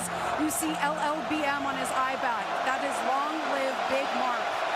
And his dad, Mario Cristobal, says has the best seat in the house, and he sure did for that touchdown, Chris. Beautiful stuff, Molly. Indiana back to work. Can they break and tackles? Still running. And out across the 40. These guys have been tough to tackle all season long, and Miami hasn't done a good job tonight. Yeah, outside stretch play. We haven't seen a lot of those tonight from this Indiana offense, but what a great response after that touchdown. Really good blocking by Nowakowski. And then we see Omar Cooper, number 3, also working at that second level. So we saw Miami get a big gain, and now IU comes back with tight end and receiver blocking as well. And be a quiet night, only 8 yards until that 15-yard burst. Left side, spun down after about a 4-yard gain. National championship, it is still momentum swings back and forth. After Miami's defense got Mendoza off the field with Bain's hustle play, you could just sense, even before the touchdown, momentum kind of shifting. Then the touchdown. It's a big possession for Mendoza in this IU Hoosier offense.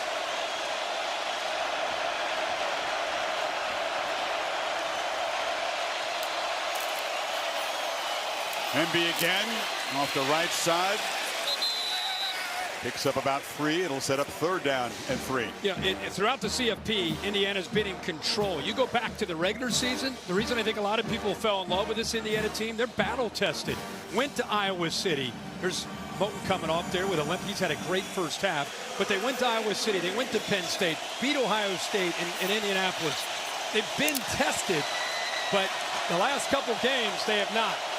Moton had a low ankle sprain against Ohio State. He's been playing through pain the last couple of playoff games. So he's not in there to anchor the middle of this D-line on 3rd and 3. Mendoza looks to throw, gets it out, and it's bobbled and incomplete. Surratt had his hands on it, normally very reliable. Dropped the ball, and Indiana facing a 4th and 3 at their 47, and here comes the punt team. Yeah, really good job of seeing it with Mendoza on 3rd down. Keontae Scott brought the blitz on his left side, right over top of Surratt. He saw it. Surratt does the right thing, is sitting down, right, give him a big target, just never quite able to hold on to the ball, and eventually Torrey knocked it away. Had 2 chances to catch it. The punch out, I think, when Torrey made that incompletion, and Miami does get another stop. McCarthy, high boot. Tony steps up and makes the fair catch at the 11-yard line. So back in the Canes, back to work, down by 3. The College Football Playoff National Championship trophy's been hanging around all week. Later tonight, one of these two teams will raise it as the confetti falls. Some of the Indiana students dressed for the occasion here. Taco Bell bringing the Liv Mas Student Section of the Year contest to the CFP, providing tickets to students from both schools. Nice to get tickets from Taco Bell because there's the most expensive championship game get-in price I've ever seen. More than $4,000 for the nosebleeds here. No doubt. And a lot more than that for the seats down close. Right here. Miami now just a 3-point deficit. Starts from the 12. Fletcher right back out there.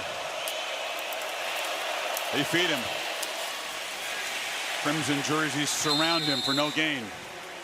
Remember, that movement up front in that first half really affected the Miami offensive line in trying to get Mark Fletcher started. Now, he had the big carry where they went more outside.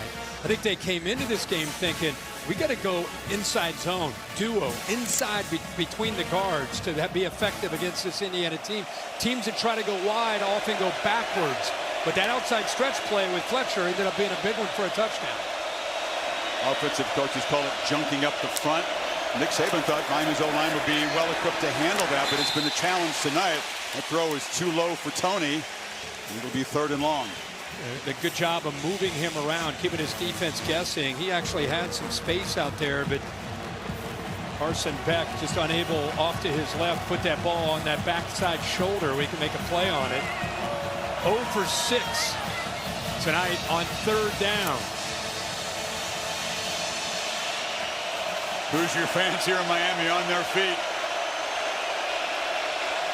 Trying to make it tough on Beck.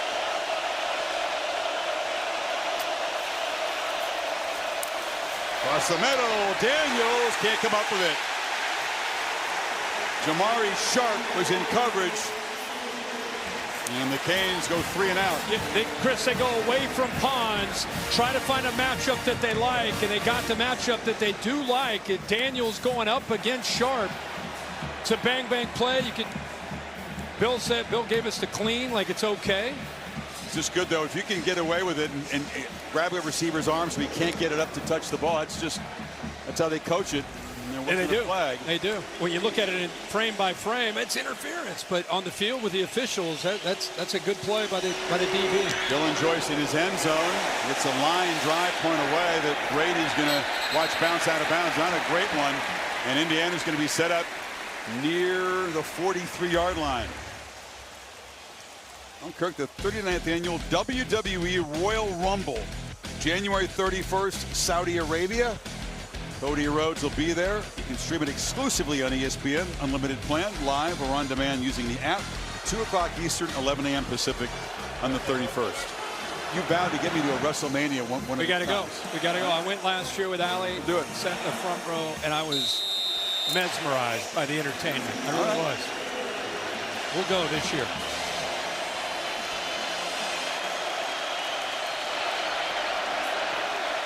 Indiana after a strong defensive stop. From the 43, Mendoza pressured again, and he will go down again. Akeem Mesidor, his pass rush has become furious in the 3rd quarter. Johnny is in right now for Khalil Benson and has been the entire second half, 72.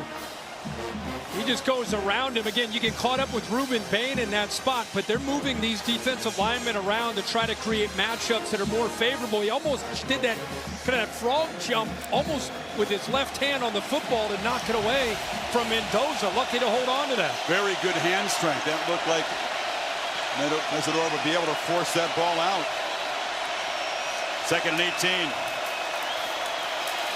Elon Black powers forward. And still running hard. Gets back most of the yards from the sack and sets up 3rd and 12. Yeah, he's backs both of them. You don't know if one's in there or 8's in there, but they both run exactly the same. And, that's why you'll see they get behind the sticks. They still get behind that offensive line, and these backs just keep moving their feet, bouncing around, trying to hide from defenders.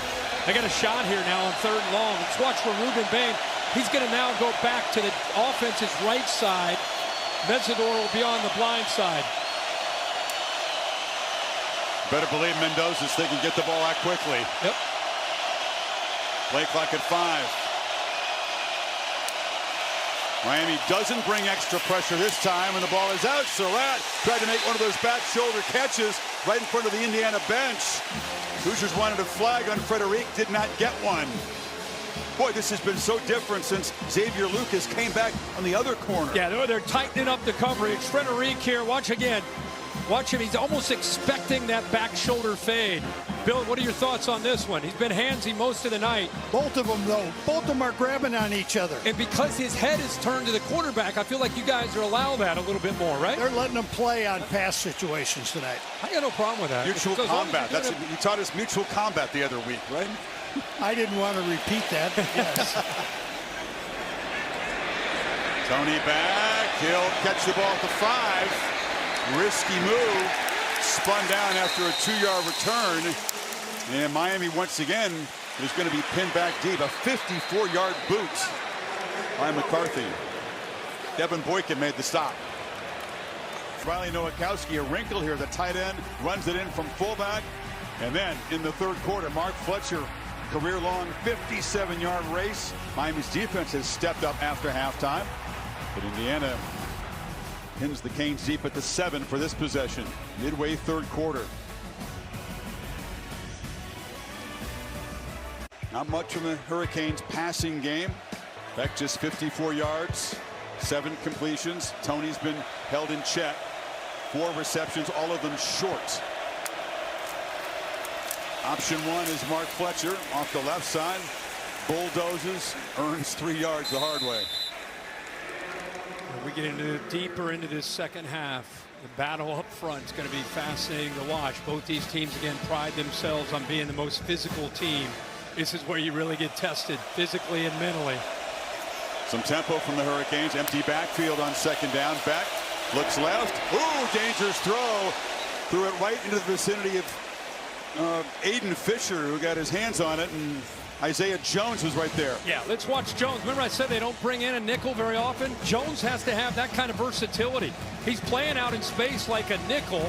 He blitzes the quarterback a lot. He's able to get pressure on him. This time, heck of an athletic play there to get airborne to keep that ball away from Keelan Marion. All year long, tremendous job of preparation on this Indiana defense. They are all over team's receivers. Concede very little. Pressure for Beck up the middle, gets it out. Tony's got the ball, but not enough. Wrestled down immediately by Lewis Moore. They continue to feed Tony, but nowhere to run after the catch once again. Not at all, and I think Aiden Fisher deserves some of this credit as well. Watch him walked up tight, showing blitz. Now he drops. Now he's looking for the potential to make a play, and he knows exactly who wants to be able to, where they want to get the ball, and that's to Fletcher. Great job there of just, or Tony rather, great job of just kind of anticipating that. The connected cam from AT&T shows you that they do a nice job of keeping him short of the first down. Fisher was there, did a good job getting an arm, maybe slowing down Tony just enough yep, to let Moore get there. So Dylan Joyce back on. Blocked! Indiana blocks the punt and falls on it for a touchdown! Isaiah Jones on the recovery.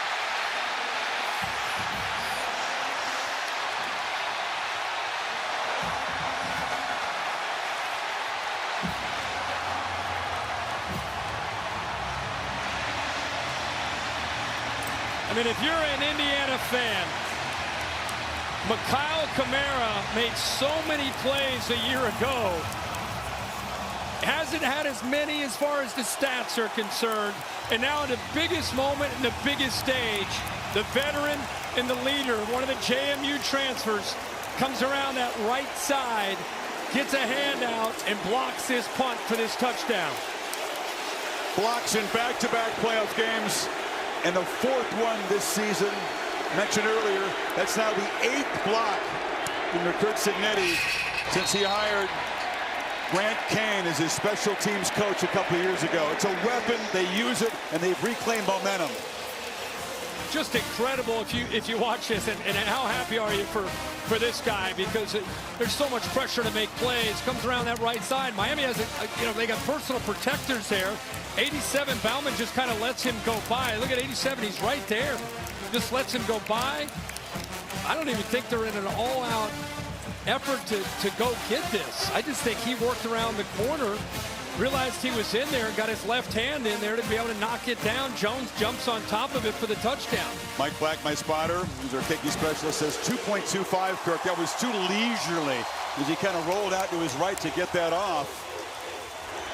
How about the field position? They were pinned deep inside their own 15-yard line. Complimentary football once again from Indiana, and the special teams get involved. Mendoza family going crazy up there. Again, mom played tennis at Miami. Dad won a national championship in Miami in his freshman year in crew. But mom fell out of love with the Miami program when they didn't recruit her son. And so when they came calling for Fernando in the portal, he ended up in Bloomington. Yeah, not back home. Enough said. Not happening. Well, we saw Indiana after the Fletcher run. We saw Indiana with the crowd back in the game for the Hurricanes. They had to respond, and they did. They moved the ball. They got in the field position that was more favorable with special teams. They blocked the punt, and now you flip it over to Miami. Now the Indiana crowd is coming alive. How are the Canes going to respond now? Down 10, 5 minutes to go in the third. Every possession counts for the Hurricanes. You saw the shocked look on Beck's face. The job just got a lot harder. Very slow developing play. Wanted to take a shot downfield. Flips it down to Fletcher instead, and Fletcher fights for 8. They just have not been able to consistently stretch the field, Kirk. It's really been a problem now in all 4 of the playoff games for Miami. Yeah, well, and again, against this defense, it's going to be tough. I mean, they take that away, theoretically, with the scheme by just trying to keep everything in front. He missed Malachi Toney. If he would have just looked into the middle of that defense, he had him open. Fletcher around the right end, breaks free. Fletcher still stepping out of tackles. Picks up another chunk of yards out across the 35.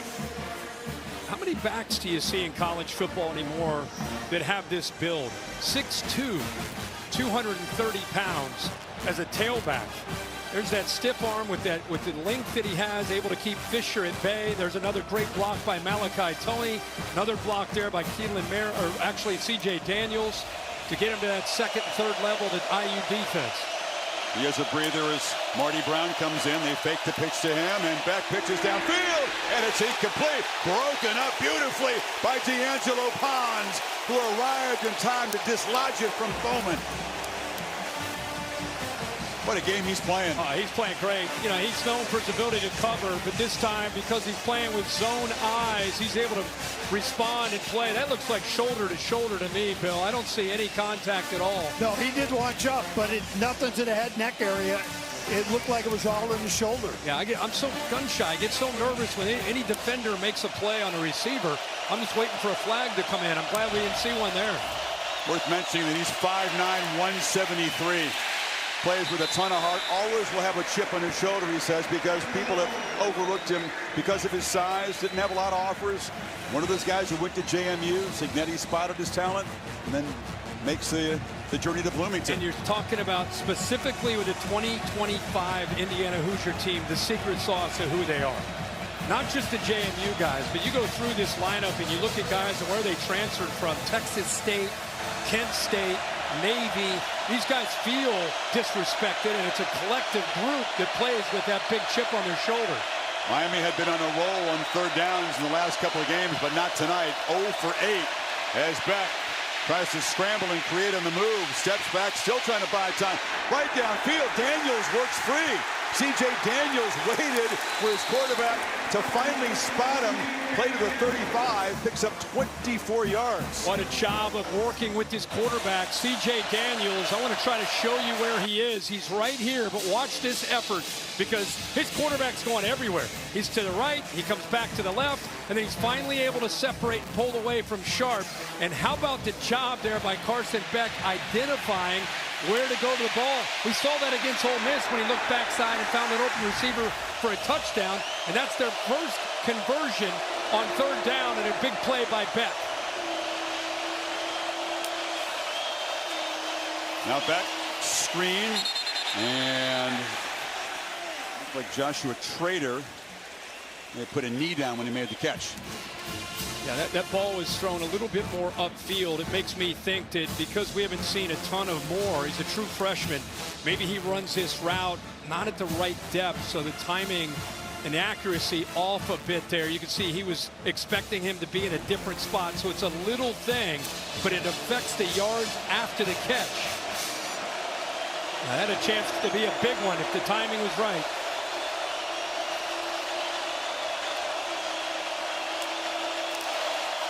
Tony comes in motion. They pitch it to him. He has a block. Malachi Tony takes off and races down to the 12-yard line. Got a block from Keelan Marion. Yeah, we talk about this a lot. The motion's important because it's going to create the space. But there's the block by zero right there. Keelan Marion. He was the hero last week, coming up with a bunch of big catches against Ole Miss. 7 for 114 and a touchdown. And now the unselfish approach. Boy, he looked more fired up about that block than he did the touchdown last week with the energy that he showed after making that block. So, heck of a job and good job of getting the ball to 10 in space. And the first time he's been able to create yards after the catch. 5 seconds. Fletcher back in the game. He snap it at 2. They feed Fletcher off the left side. And he plows for about 3. You're right, there was serious urgency. Suddenly the block pump, that's a lightning strike for Indiana to go back up 10. And Miami has gone to work here. Bad field position, but they moved it 72 yards. Now it gets tough down in this red zone area. Indiana #1 in the country at defending and preventing touchdowns in the red zone area. What can Miami come up with here to try to get 7 instead of 3? Miami decent, but not great in these situations this year. Fletcher breaks free. Fletcher, tough to tackle, just falls forward. He's just short of the marker at about the 3. Chris, he had a jump cut in the middle of that play and right at the line of scrimmage. Just so natural. Well, we got a fourth quarter here. Canes threatening to tighten this game up with 15 minutes to play. The national championship on the line here in Miami. You're watching the College Football Playoff National Championship presented by AT&T.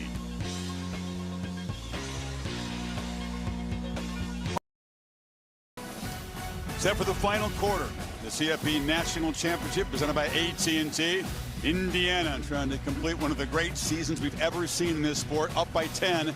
But Miami has responded after the block punt and driven it 78 yards, setting up a 3rd and 1. 10th play of the drive coming up, Kirk. Incredible job here of answering. We talked about before the drive started, how will they respond after that block punt deep in their own territory, and they so far have. Let's see if they convert here on this 3rd and 1.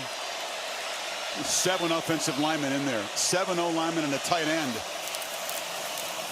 Fletcher walks in. Miami touchdown. What a response.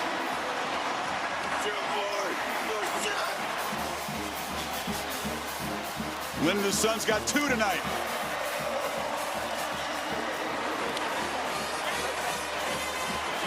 Wow, you just talked about it. 10 plays, 81 yards, response from the block punt.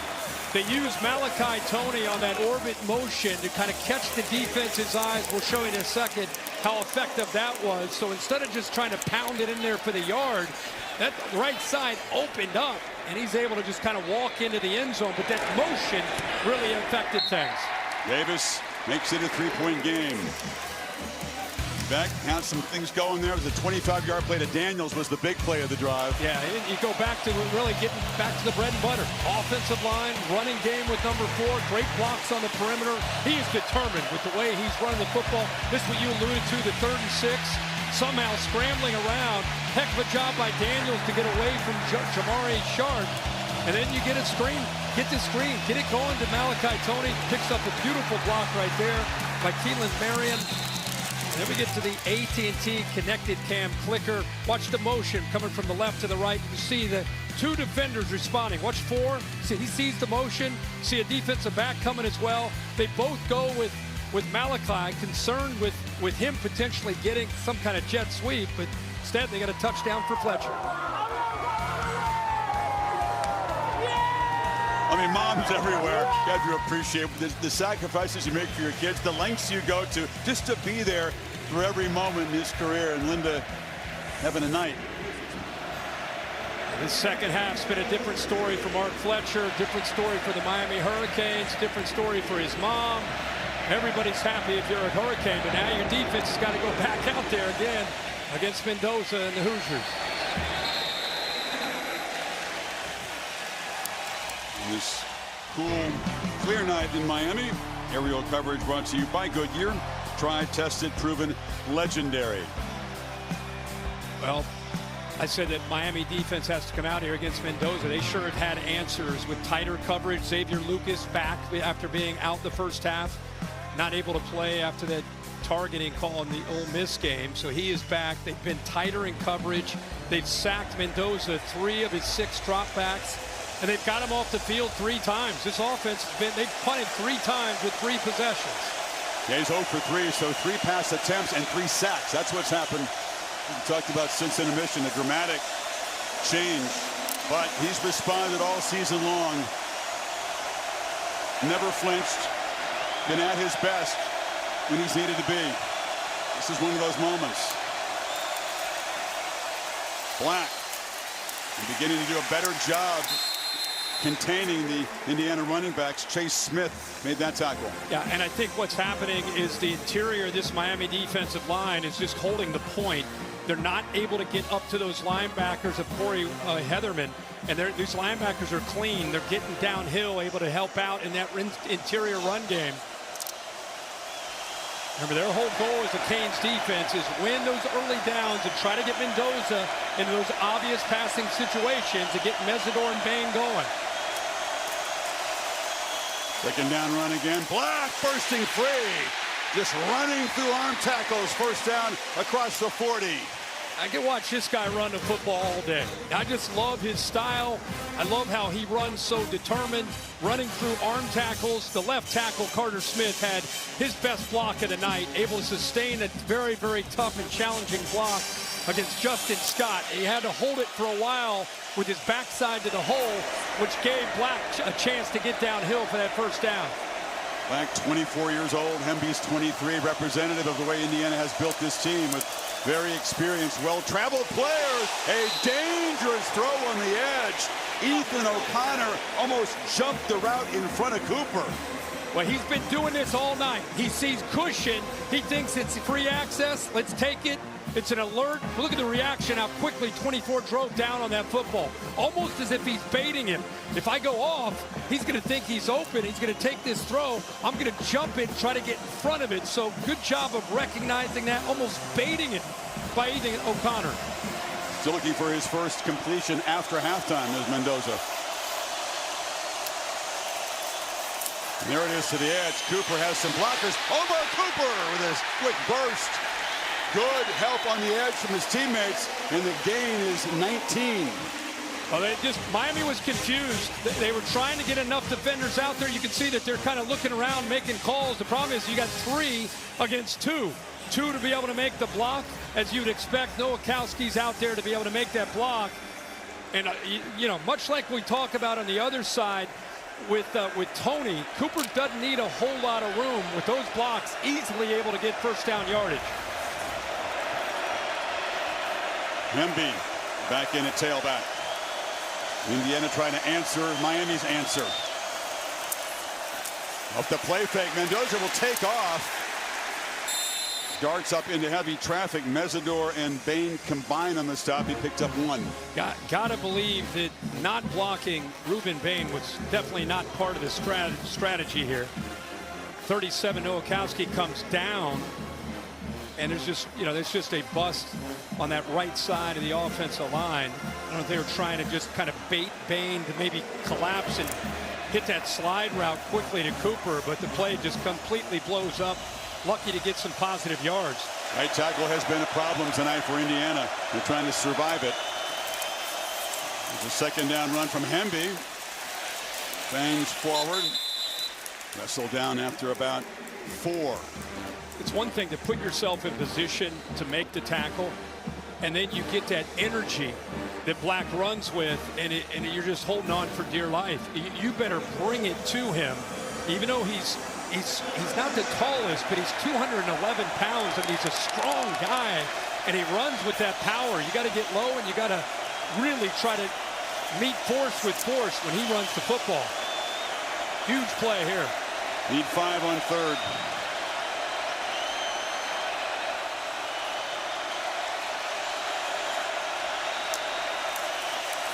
Mendoza delivers downfield. Cooper didn't see the football. Covered by O'Connor. Hoosier fans wanted a flag. Oh, they should have gotten it. Ethan O'Connor. You know, Keontae Scott and Connor, they switch at the last second. In fact, Scott called for it to be a switch, and that doesn't show it as much, but I was watching it live. He grabbed onto the shoulder pad. Yeah, that's a definite hold right there. Gonna go for it here, Kirk. 4th and 5 at the Miami 37. Gotta hurry, though. Finally huddling up. 8 on the play clock. Not organized. Obviously, Cignetti spends a time out there. They made the decision to go for it. They're very much in fringe field goal range for Radicic, their regular kicker. And we'll see if they keep the offense on the field. We come back. 11-28 in the 4th quarter. And what a big moment here in this championship game. 4th and 5 at the Miami 37. Out of range for Niko Radicic, their regular kicker. Cignetti wouldn't trust him from this distance. It would be about a 54-yard or so. The offense is out there. And at the very least, with the way penalties have been an issue at critical times for Miami, do you go hard count? You know, you're sitting here at 4th and 5. Do you go hard count and try to draw them and then still have a play in your back pocket? It is something of a gamble. A lot of coaches would punt Miami deep. Mendoza, ball in his hands. Sideline pitch. Becker comes back to make a catch. They've done that a million times at practice. It's been a struggle tonight. That was well executed. Yeah, back shoulder. They do it all the time. Surratt usually makes these plays. Becker's showing you he's got the ability as well against O'Connor. Timing, the ball was in the air. He comes back perfectly. Look at those hands by Becker. Inbounds for the big first down for Indiana. Blazing speed. Rated contested catches. Not a single drop all season. That's where you go to him on 4th and 5. Right. Black. What a play. Pitch and catch by the Heisman Trophy winner to the receiver who has come on strong after a very quiet first half of the season. Rarely involved at all in the first 7 games. That's right. That's right. And then when Surratt had an injury, he got an opportunity. And then once he got those opportunities the last 6 games, they've just not been able to take him off the field. And he is a massive weapon at 6'4", has such great length, and the fastest player on the Indiana roster, over 22 miles an hour. Made his name on special teams.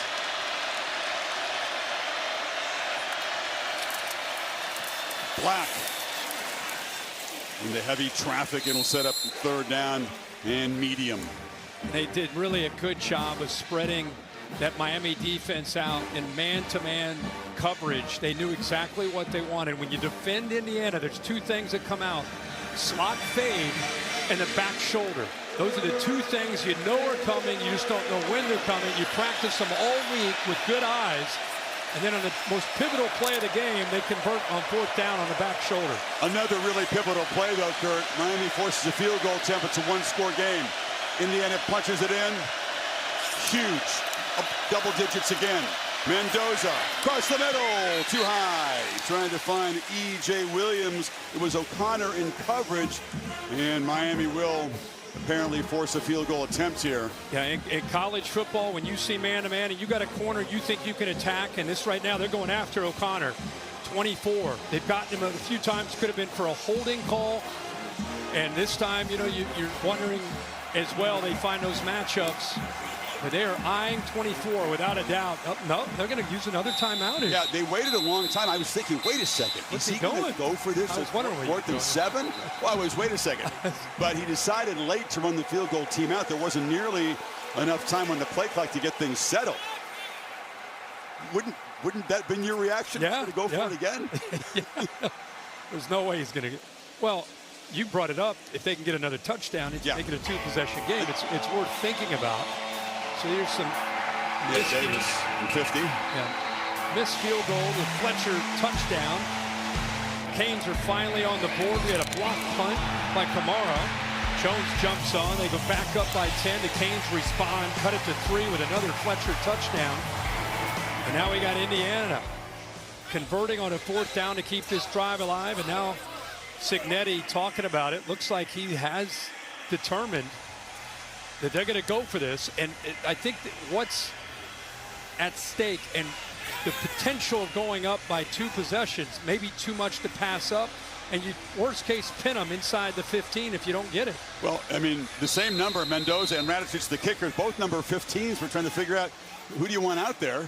No, Cignetti made up his mind. You could tell, probably talked to the analysts and said, guys, we got a chance here to go up by 2 possessions with 9:27. I think it's worth the chance. Miami had to get the field goal block team off to get some pass rushers back on there. Here we go. Got to get to the 8. He's going to take off and run. Mendoza weaves his way first and goal. Diving toward the end zone. Touchdown!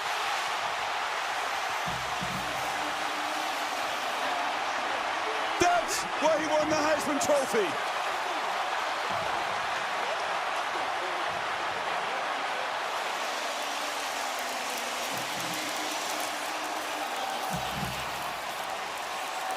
What a call. What a call by Curt Cignetti and the offensive coordinator, Mike Shanahan. Quarterback draw. He definitely breaks the plane, holds on to the football for a touchdown. What an individual effort, as you said, Chris, by the Heisman Trophy winner. Very, very few design runs had not been a part of the plan. Cignetti and Mike Shanahan dial it up on 4th and 5. A 4th down touchdown. Indiana back up 10. Unreal. Follows his blockers. Drew Evans leads his way in there. Also gets behind Kalon Black. But really, it was about what Mendoza was determined to do. Back at his home city would not be denied. There's his dad. You see his coach signaling touchdown. That's way out of character. Championship is presented by AT&T. Connecting changes everything. And in part by Modelo, the mark of a fighter, and Taco Bell.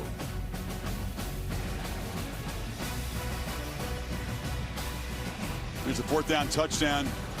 AT&T connected clicker cam. Yeah, let's check this out. Again, you're going to get a great block here and a great block here. But watch how the safeties shoot down. Watch how they try to help out. There's the good blocks. Look at this safety right here coming down. Look how this safety is late. That's Jacoby Thomas. If Jacoby Thomas pulls down the way Poyser is, then he doesn't have as much area to be able to run, eventually build up that momentum and get into the end zone. But converting a 4th and 5, they go for it on 4th and 4 on that drive alone to be able to make this a 2-possession game. When Mendoza paid the price, Kirk, he took a shot before he went airborne, and then he took another shot as he was in the air before landing in the end zone. Flag comes in on the return here. And now another one thrown.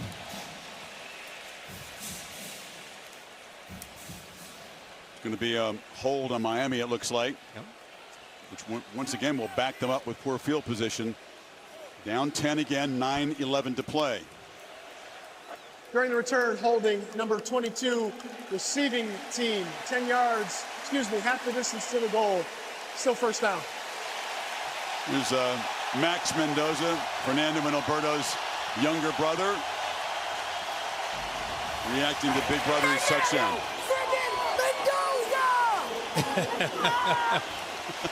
What a moment. What a moment. One Mendoza brother and then a whole bunch of kids with Mendoza jerseys on up there. What an effort. He was wobbly, by the way. You see Assembly Hall in Bloomington. I've wanted to see this shot all week. 17,000. I mean, you think of all the hoops championships and Bobby night, and now here they are in Assembly Hall, sold out, watching this football team up 10 with 9:11 to go in the 4th quarter. This is Bedlam here, the Hoosier faithful who dominate this end of the field, making a really tough one back.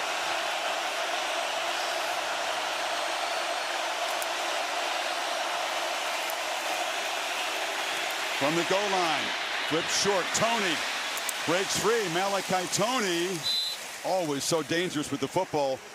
Elijah Hardy held on. It's a 9-yard gain. Yeah, this is where having a quarterback that's making his 43rd career start comes in handy. Good job of not being impatient, trying to force it. Just checked it down, got 8 yards.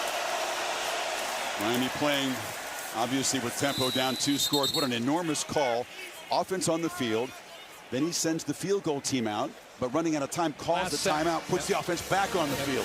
Yep. And he was determined. Everybody's going to talk to him about that decision, and whether he got it or not, I think all of us can understand the logic behind why he would go for that. And by the way, they pinned Miami inside their own 20 the last 4 possessions. Miami started their own 12, their own 7, their own 19, and now their own 8. Independently responsible for the poor field position on this possession. Can't afford to grind out a long drive here. Beck all kinds of time. Fires downfield, and it's incomplete. Trying to find Keelan Marion, who made a huge impact in the Fiesta Bowl. Hasn't done so tonight. Well covered again. Yeah, they rush 3. They drop 8. You can see he's back there holding the ball forever because there's just nobody open. Everybody's covered. Finally, Marion just decides to try to work with him. He happened to make eye contact with him. He actually got it in. The ball just went right through the hands of Marion, who's done a good job transferring over from BYU, more of a specialist. He wanted to come to Miami to become more of a wide receiver, a complete player, and has demonstrated that. Yeah, 2 years at UConn, 2 years with the BYU Cougars before landing here. 2nd and 10. Beck backpedals, launches downfield. That's Marion again, and comes back and tried to make a catch there. Ruled incomplete. Pons covered him. Weird play because he didn't spot the ball until just the last second. Yeah, he kind of backhands the ball, and I think he initially caught it, and then as he went to the ground, I think the ball pops out and hits the surface. Watch him backhand that, and then the ball gets loose. I looked at first when he went up that he somehow came down with it right there, and then it came out. So 2 chances to make plays. Canes can't do it. Now it's 3rd and 10. Indiana walking up pressure, trying to disguise who's coming, try to affect the offensive line and their communication. It works. Yep. There's a flinch.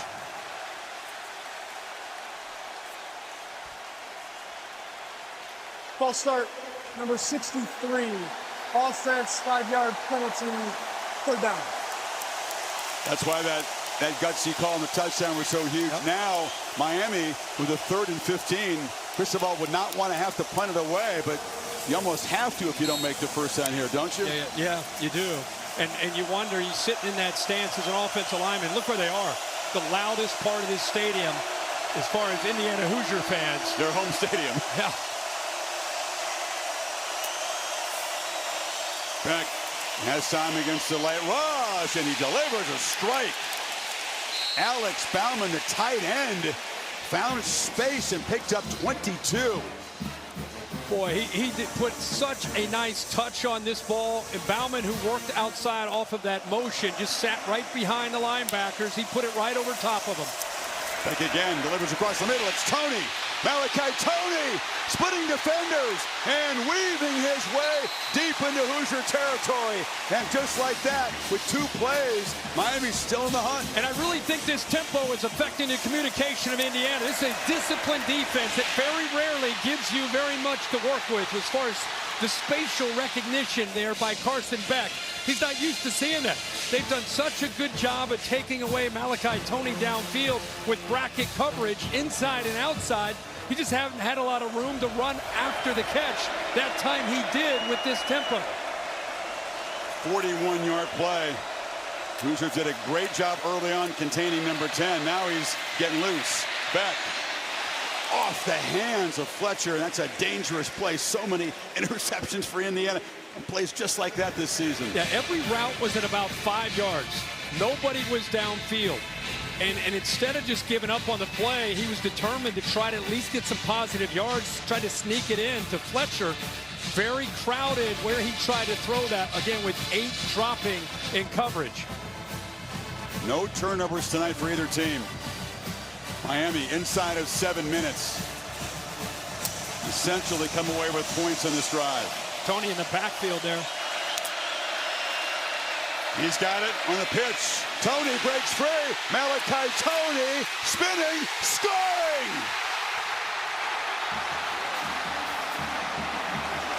Is there a more exciting player in this sport?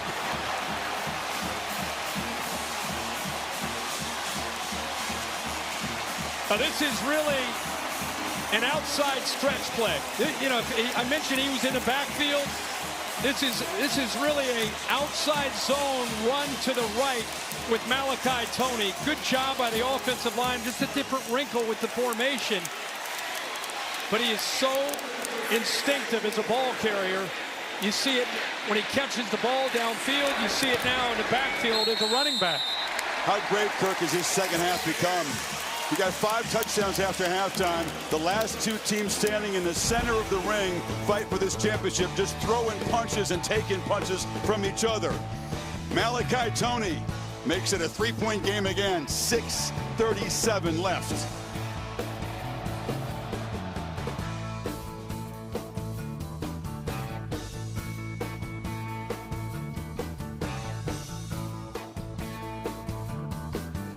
You go back to the fourth quarter, some of these games where Mendoza has had to make plays at Iowa against the Hawkeyes. This is not a dominant game. He needed to step up in the fourth quarter and did. At Eugene, early in the year, needed to make plays, stepped up, did it there. We all know about what happened against Penn State. Omar Cooper with a foot down. What a drive there to culminate that comeback win. And then tonight, with a draw, 4th and 5, another fourth quarter, he's got to make a play. This is where this guy plays his best. What determination to get it into the end zone for that touchdown. And he's not done yet. We still got 6:37 to go. Yeah, those 3 games on the road when he threw interceptions, responded with a touchdown pass and spectacular drives each time. And Indiana, for the first time in this playoff, is being pushed and tested, romping through their first 2 games, in charge for most of this first half. But Miami has forced this man to step up and show his mettle. Let's show what he can do. What a job of just each team. We keep wondering, can they answer? Can they respond? Mendoza does. Can they answer? The Miami Hurricanes respond. Carson Beck does. Indiana now working with a 3-point lead. Only have the 1 timeout. Canes still have all 3 as we get ready for crunch time here with 6:37 to go.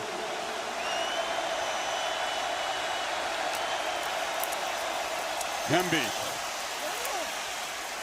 fights for a couple.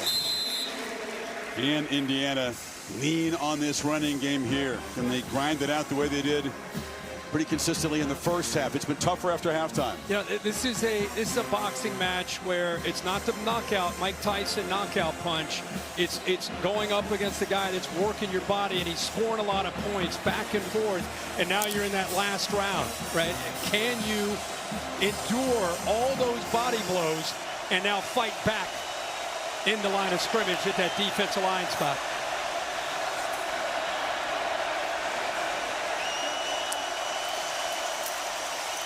Be off the right side. Falls forward to the 30. It'll set up 3rd and 5. Bain made yet another tackle. Boy, Ruben Bain, I thought that ball might bounce outside of him. He went up against Noah Kowski, 37, and watch what he does to be able to hold the point. Just throws him. It's almost like he gets fed up with him. Just throws 37 off of him to make that play to set up this 3rd down.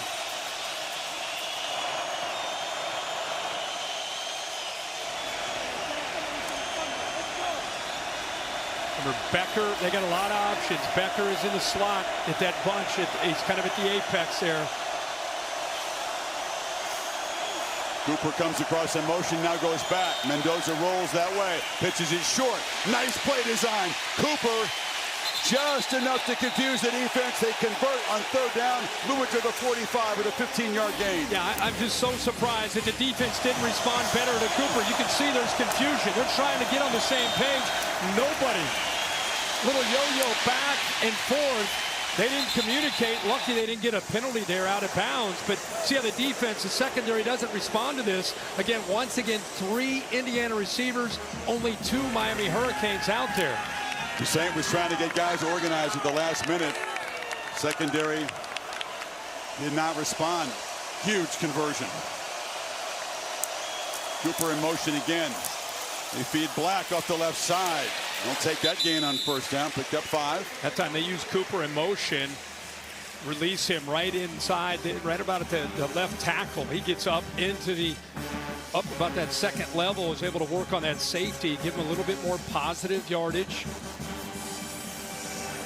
Indiana always getting second and 6, second and 5, third and 2. That's when they're playing their best in this style of offense.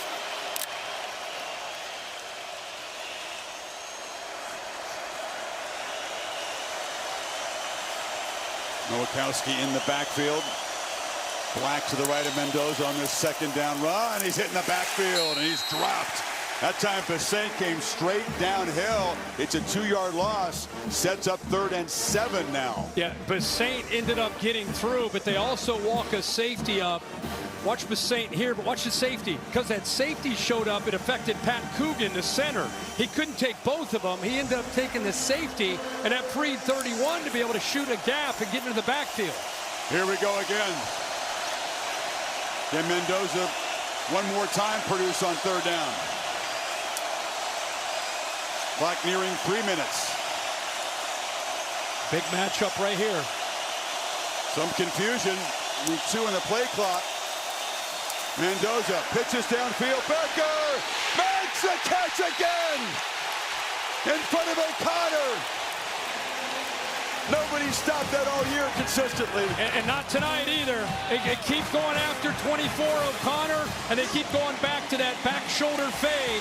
This was not his best throw, but it's a heck of an effort by Becker. That's just a fade that's bringing him back. It's not a back shoulder at all. It was designed to be. But because Becker has such good feel for this play, he's able to adjust and kind of control his body in the air and come up with that conversion. Clock ticking at 2:21. Another first down run for Hemby. He's got the edge. Stiff arm. Scoots out of bounds. That's right near the marker. How about Omar Cooper? We just showed you that touchdown that he made.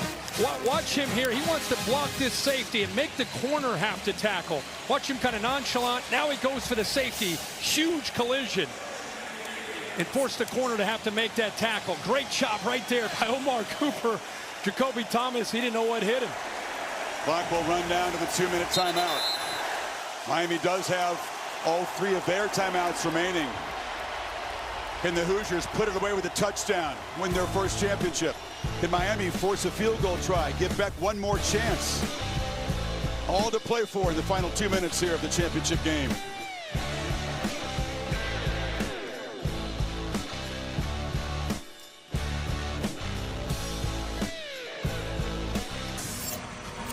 Coming up on the Ram Trucks post game, we will have the live trophy presentation. We'll visit with either a star player or the coach from the winning side, take you all access inside the victorious locker room. Chris, Herbie, what a final game we've got in the college football season. Still 2 compelling minutes remaining. Absolutely, Scotty. Hoosiers with that first down. A touchdown just about seals it. Field goal attempt. Depending on how much time left, we give Miami hope. Hemby is the back. Hemby bursting free, bangs forward for 10. They'll spot him just short of the marker. Actually could work out well for Cignetti. Yeah, absolutely. Yeah, no need to pick that first down up. Make Miami use these timeouts. He's going to call them over, going to use their first timeout. Let's talk about Charlie Becker, who made another back shoulder fade catch there. He's not typical. He was recruited by the previous coach, Tom Allen. So Cignetti comes in, and receivers are pretty much told, move on. This is the one guy, although Becker was in the portal, Kirk, Cignetti said, no, stay and win. But he had to bide his time, mostly a special teamer, including the first half of this season. Look what he's done. Stayed with it, improved, emerged, and become a key guy in the championship game. It's a great story and kind of an outlier in 2025, and as we move into 2026. Becker, I live in Nashville. He went to Father Ryan High School and had a good career. I don't know if anybody would have ever expected him to become this guy in these last 6 or 7 games. Supposed to be a back shoulder fade. Wasn't the best throw we've ever seen from Mendoza, but as long as you put it up in the air and make your receiver have to come back, you can see O'Connor was lost. even though he studied his scouting report, knew that critical downs, that's the play they go to, still could not be in position to defend it. Teammates call him Chuck. Just chuck it to Chuck, right? That's we just saw it. Works. That was the great call. Maybe that's what they call in the huddle. Beck hoping he gets a chance in his final game with the Collegian. With 2 timeouts, first down pretty much ends the game for Indiana.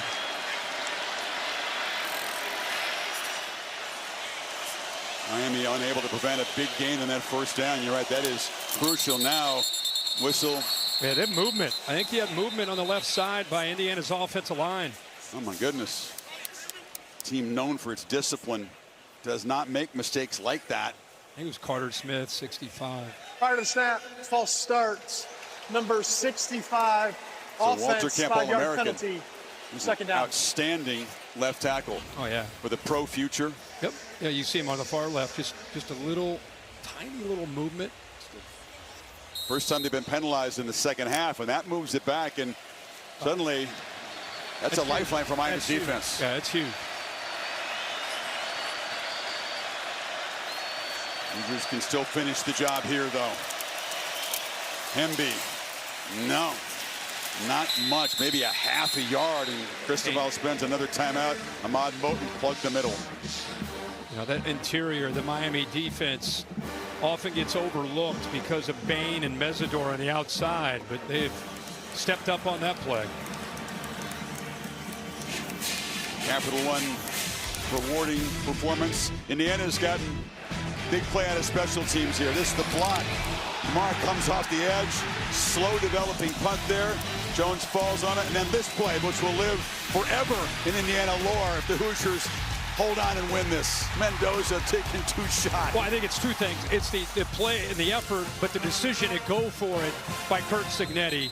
I think if they end up winning the game, that's what we're going to remember about this game is critical moment, brought the field goal unit out, brought him back, put Mendoza out there, and you call quarterback draw on 4th and 4. You remember the decision. I'll remember the run, okay? Is that a deal? I remember both. No, I love the run. I just applaud him for a gutsy call. Absolutely. He sensed this was a time to go up 2 scores, and then still Miami fought back. 3rd and 5, minute 51. You got a timeout. This Miami defense has been the strength and the backbone of this team all year. Can someone step up and make a play right here to keep the Canes' hopes alive? Black, nothing. He's stopped immediately. That was Wesley Bassint and Mo Touré. Those 2 linebackers stepped up. Final timeout taken. Field goal attempt coming up.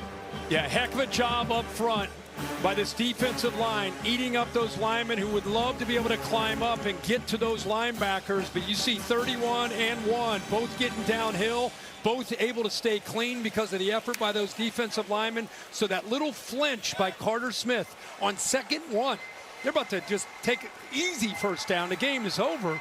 That flinch moves them back to 2nd and 6, eventually 3rd down, and now 4th down to keep them in the game.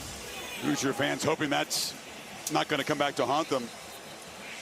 You say the championship game, sometimes unusual things happen. That guy is absolutely rock solid. Their best offensive lineman, one of the best in the country. Yeah, Big Ten offensive lineman of the year. Just a little flinch. Now Radicic, who made it from 34 earlier, tries to give Indiana a 6-point lead from 35 yards out. You wonder if Cignetti thought about it for a second, keeping the offense out there again on 4th down. Field goal knocked right through. So Indiana took 4:50 off the clock, moved it 11 plays, and added 3 to the lead. But Miami and Carson Beck are going to have a chance. The kind of drive he was able to produce against Ole Miss in the Fiesta Bowl. For 20 years, All-State celebrated every field goal and extra point made at participating universities, donating to the Athletic Scholarship Fund, supporting all student athletes. Thank you, All-State. Field goals won't do it for Miami. Got to find a touchdown here. My first thought, as we just saw that flinch and then the Miami defense make the stops, was Carson Beck. Everything that Carson Beck has been through, you know, he leaves Georgia. He deals with the ulnar nerve surgery, which is a massive ordeal, comes back from that, goes to Miami, falls back in love with the game, fits perfectly into this program, loves his teammates, loves the year he's had, been through a ton of adversity, and now he gets to football. He was over there just hoping for a chance, He's got it with 1:42 down 6. The drive against Ole Miss began with some key throws. Put himself in position. He wanted to throw it at the end zone. Nobody open. Ends up running it in from 3 yards out with 18 seconds to go. This drive put Miami in a position to play for this championship. Some clutch deliveries, laser throws on 3rd down. Yeah, he was all over it, making great decisions, but it came down to this.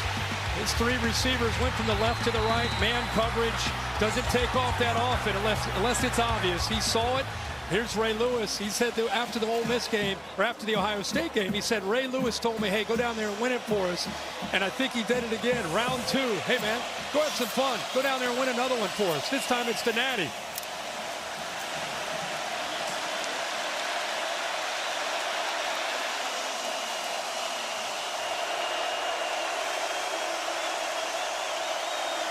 Facing serious crowd noise in their home stadium. Clock was down at 0. They got it. Delay. How about these Hoosier fans traveling to Miami, just like they did in a neutral field in Atlanta, Delay and making this feel like a Offense, road game for Miami. 5-yard penalty, still 1st down. Hey, he wants to reset the play clock, but they were slow in the operation of it. So they start, which is like your worst nightmare when you're in a 2-minute offense with no timeouts. You start with a 5-yard penalty, and of all things, a delay a game.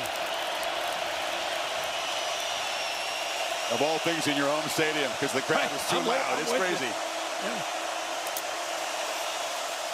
4-man rush. Beck pressured, flips it underhanded there, trying to find it to Bauman, the tight end. Tyreek Tucker had a hold of him there. Got rid of it to avoid the sack. Yeah, they moved Kamara over the middle of the center, and he brings pressure, creates a one-on-one opportunity where Tucker usually is in the interior himself. He was outside, out wide, so they're moving some guys around with the versatility. There's 6, what I was talking about, and at 95, Tucker almost finishes it. Heads up play by Beck just to kind of flip it forward towards the tight end. Sack would have been a disaster there, Miami. Crowd loud again. Tony comes in motion. Beck looking the other way, and he threw it down the seam. C.J. Daniels did not have his head turned. Flags down as they hit Beck after the throw. Yeah, they hit him hard. Yeah, Jamari Sharp. Yep. And I think the Personal hit was by foul, Landino. roughing the passer, number 97. Defense, 15-yard penalty, automatic, 1st down.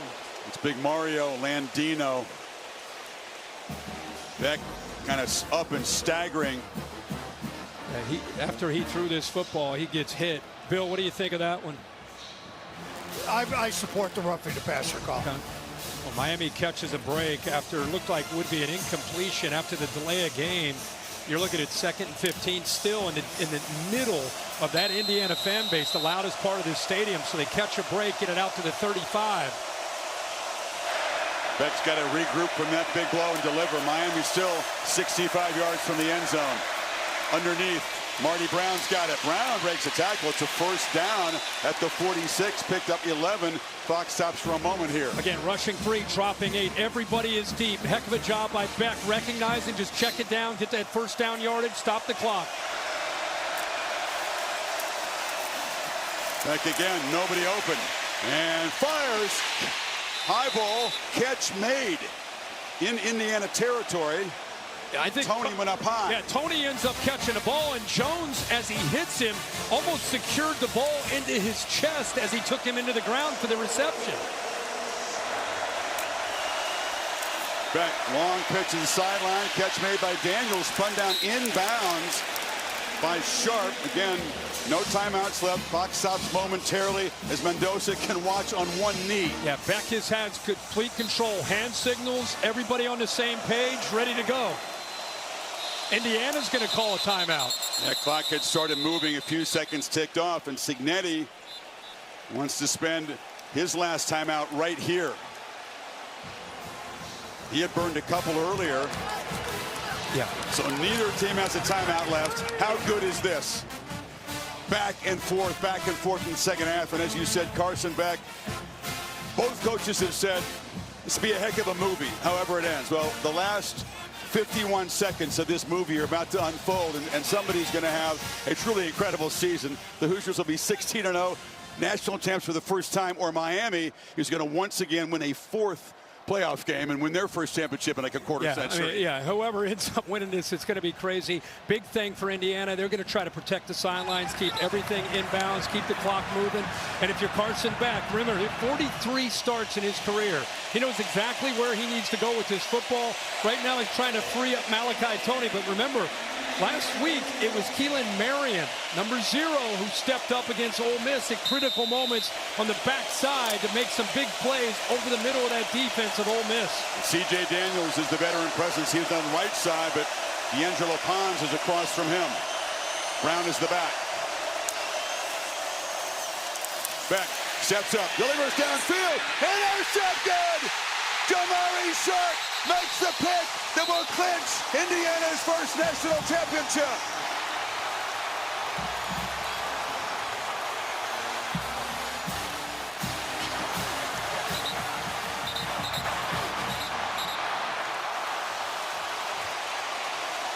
How about Jamari Sharp, who's from Miami of Florida, went to Northwestern High School, takes advantage of an underthrown ball, had his eyes on it the whole way. I don't know if Carson Beck was expecting him to maybe stay in the flat.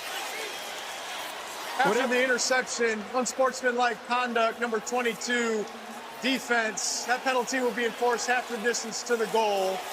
His first down, Indiana. And just like that, Kurt, the potential Hollywood script ends as he tried to find Marion. He did not have his head turned around. It was Sharp who spotted the football. Yeah, I think he might see middle field safety thinking he's got one-on-one right here. So as he throws it, the safety's going to work over here to help out.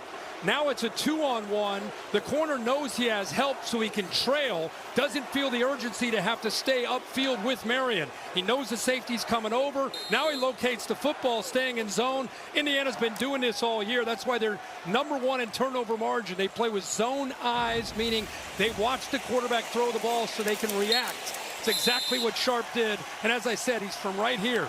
Went to Northwestern High School. Probably a dream of his to make a play like that. And Kurt Cignetti is going to deliver, and all that swag, all that bravado that he brought to Bloomington and said all things are possible. Why should Indiana football take a back seat? He finds Mendoza. He brings a bunch of guys from JMU. He has a keen eye for talent, and a bunch of experienced veteran guys are going to come out of here with the school's first national title. I think it's got to be one of the greatest stories we've ever seen in college football. One of the losingest teams in college football history at the start of the year to now the national champions. A century of futility is forgotten. The Indiana Hoosiers are the kings of college football.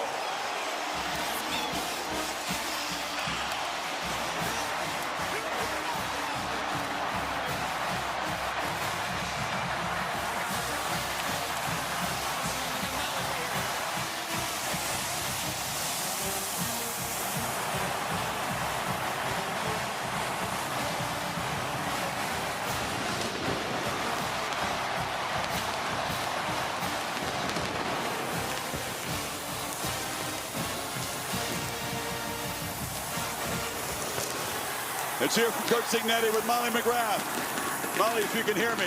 Coach Cignetti, for the first time ever, the Indiana Hoosiers are national champions. What did it take to get here? It took a lot to get here, but I'll tell you what it took to come out ahead in this game was a lot of guts. I give Miami a lot of credit. They played really hard. We couldn't get anything done couldn't protect quarterback at all.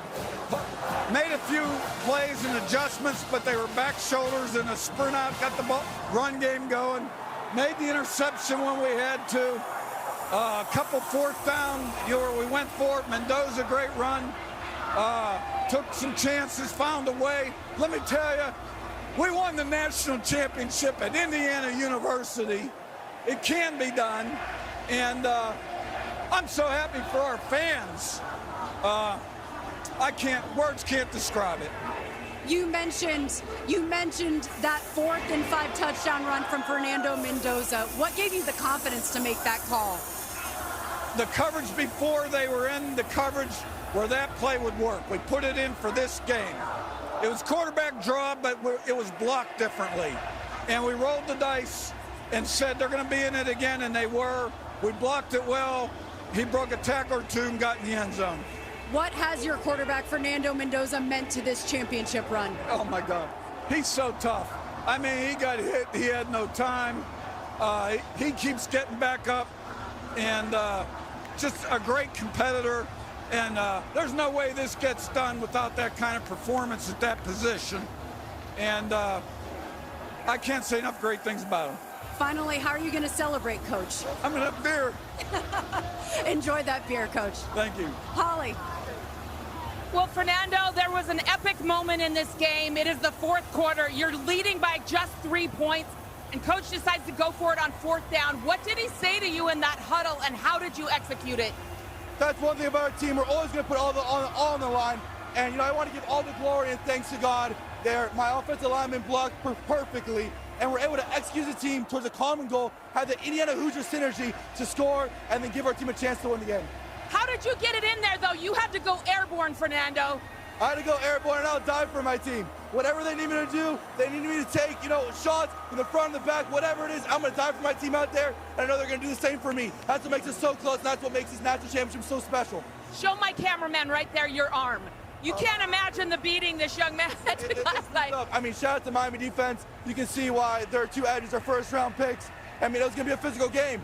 And, we had to play physical, and we did play physical. We elevated it, and it's victory so sweet for everybody, for the entire Hoosier Nation, but also, it's super sweet to myself. I was a two-star recruit coming out of high school. I got declined to walk on offer to the University of Miami. Full circle moment here, playing in Miami for all the friends and family. I can't thank Coach Ignetti enough, and Coach Whitmer and Coach Anna for taking a chance on me, and just give all the glory to God. You've been a little boy sitting in these stands watching people play on this field.